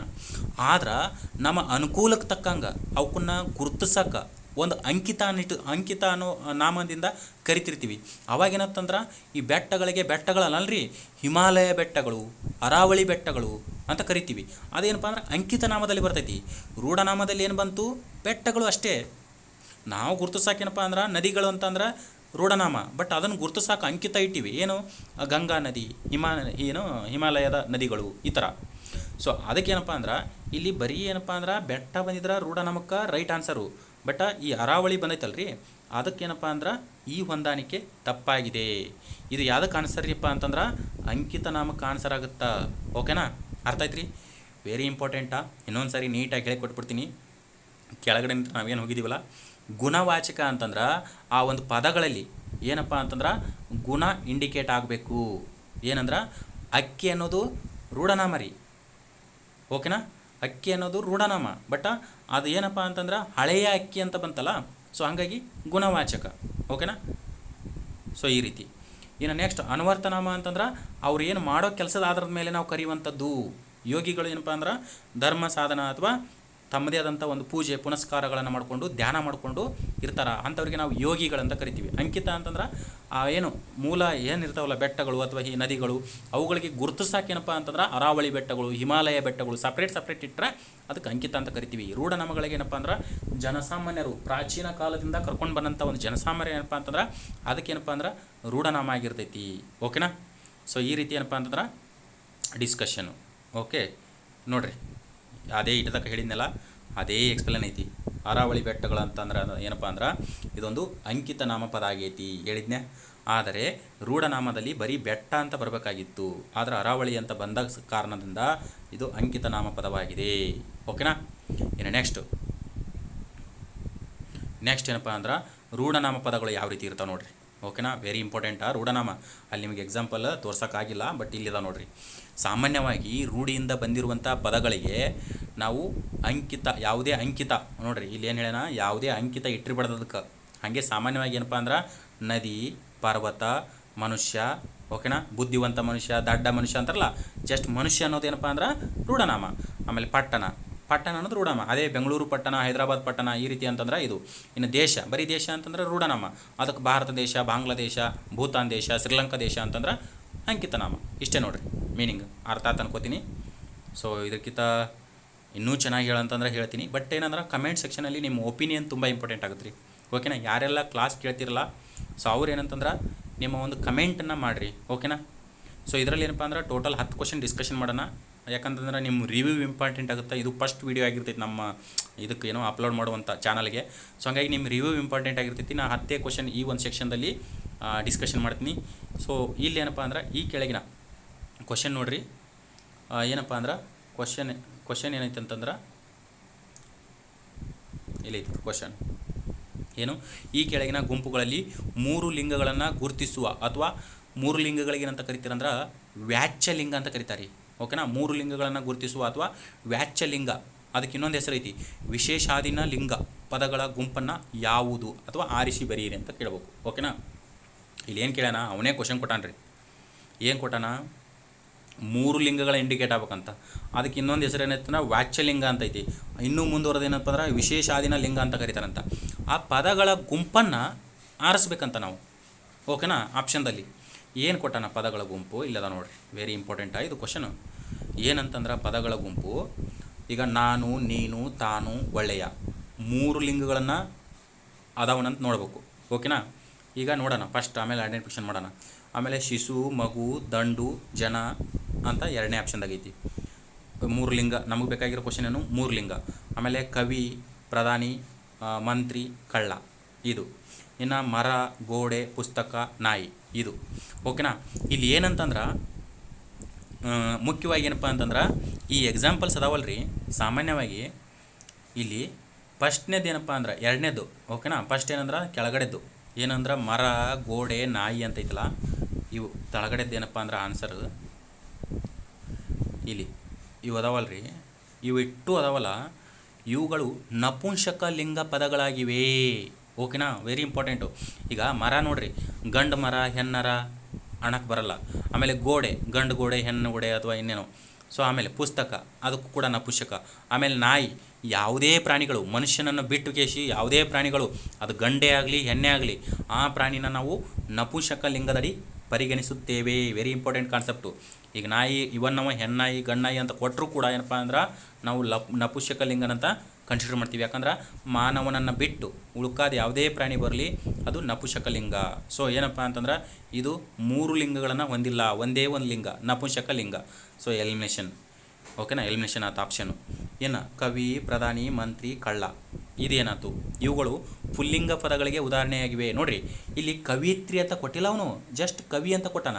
ಏನ ಪ್ರಧಾನಿ, ಓಕೆನಾ. ಪ್ರಧಾನಿ ಇದು ಬಹುಶಃ ಇದು ಆಗ್ಬೋದು, ಬಟ್ ಏನಂತಂದ್ರೆ ಇಲ್ಲಿ ಪ್ರಧಾನಮಂತ್ರಿ ಅಥವಾ ಪ್ರಧಾನಿ ಅಂತ ನಾವು ಕರಿತೀವಿ. ಆಮೇಲೆ ಮಂತ್ರಿ, ಕಳ್ಳ, ಓಕೆನಾ, ಕಳ್ಳಿ ಅಂತ ಕೊಟ್ಟಿಲ್ಲ, ಕಳ್ಳ ಅಂತ ಕೊಟ್ಟಣ.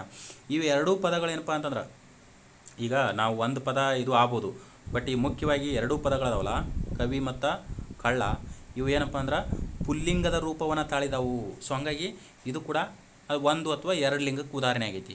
ಅವ ಕೇಳೋಣ ನಮ್ಗೆ 3 ಲಿಂಗ ಗುರುತಿಸ್ ಅಂತ ಹೇಳ್ಯಾನ, ಓಕೆನಾ. ಇನ್ನು ಶಿಶು, ಮಗು, ದಂಡು, ಜನ, ವೆರಿ ಇಂಪಾರ್ಟೆಂಟ್. ಇದ್ರ ಮೇಲೆ ಸುಮಾರು ಸರಿ ಕ್ವಶನ್ ಆಗ್ಯಾವ್ರಿ.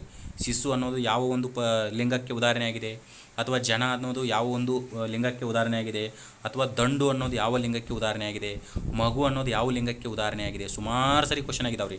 ಅದಕ್ಕೇನಪ್ಪ ಅಂದ್ರೆ ಇವುಗಳು ನಿತ್ಯ ನಪುಂಸಕ ಲಿಂಗ ಪದಗಳಿಗೆ ಉದಾಹರಣೆಯಾಗಿದ್ದಾವೆ ಇವು, ಓಕೆನಾ. ನಿತ್ಯ ಅಂದ್ರೆ ಯಾವಾಗಲೂ ಏನಪ್ಪ ಅಂದ್ರೆ ನಪುಂಸಕ ಲಿಂಗನಾಗಿರ್ತಾವೆ. ಈಗ ಮಗು ಅಂತಂದ್ರೆ ಗಂಡು ಮಗು, ಹೆಣ್ಣು ಮಗು ಆದ್ರೂ ಕೂಡ ನಾವೇನಂತೀವಿ, ನಿತ್ಯ ನಪುಂಸಕ ಲಿಂಗದಡಿ ಪರಿಗಣನೆ ಮಾಡ್ತೀವಿ, ಓಕೆನಾ. ಈಗ ಶಿಶು ಅಂತಂದ್ರೆ ಸಾಮಾನ್ಯವಾಗಿ ಆ ಥರ ಪರಿಗಣನೆ ಮಾಡ್ತೀವಿ. ಇನ್ನು 3 ಲಿಂಗ ಇಂಡಿಕೇಟ್ ಆಗುವ ಪದಗಳು ನಮಗೆ ಬೇಕಾಗಿರೋದು ಫಸ್ಟ್ನೇ ಆಪ್ಷನ್ದಾಗ ಏನದಾವ್ರಿ, ನಾನು ಏನಪ್ಪ ಅಂತಂದ್ರೆ ಫಸ್ಟ್ನೇ ಆಪ್ಷನ್ದಾಗ ನಾನು, ನೀನು, ತಾನು, ಒಳ್ಳೆಯ, ಓಕೆನಾ. ಇವು ಅದಾವಲ್ರಿ 3 ಲಿಂಗಗಳನ್ನು ಒಳಗಾಣೋವಂಥ. ಅಂದರೆ ಯಾವ ರೀತಿ ಅಂತಂದ್ರೆ ಈಗ ನಾನು ಅನ್ನೋಕ್ಕೆ ಪುಲ್ಲಿಂಗದಾಗೂ ಯೂಸ್ ಮಾಡ್ತಾರೆ, ಆಮೇಲೆ ಸ್ತ್ರೀಲಿಂಗದಾಗೂ ಯೂಸ್ ಮಾಡ್ತಾರೆ, ಆಮೇಲೆ ನಪುಂಸಕ ಲಿಂಗದಾಗೂ ಯೂಸ್ ಮಾಡ್ತಾರೆ, ಓಕೆನಾ.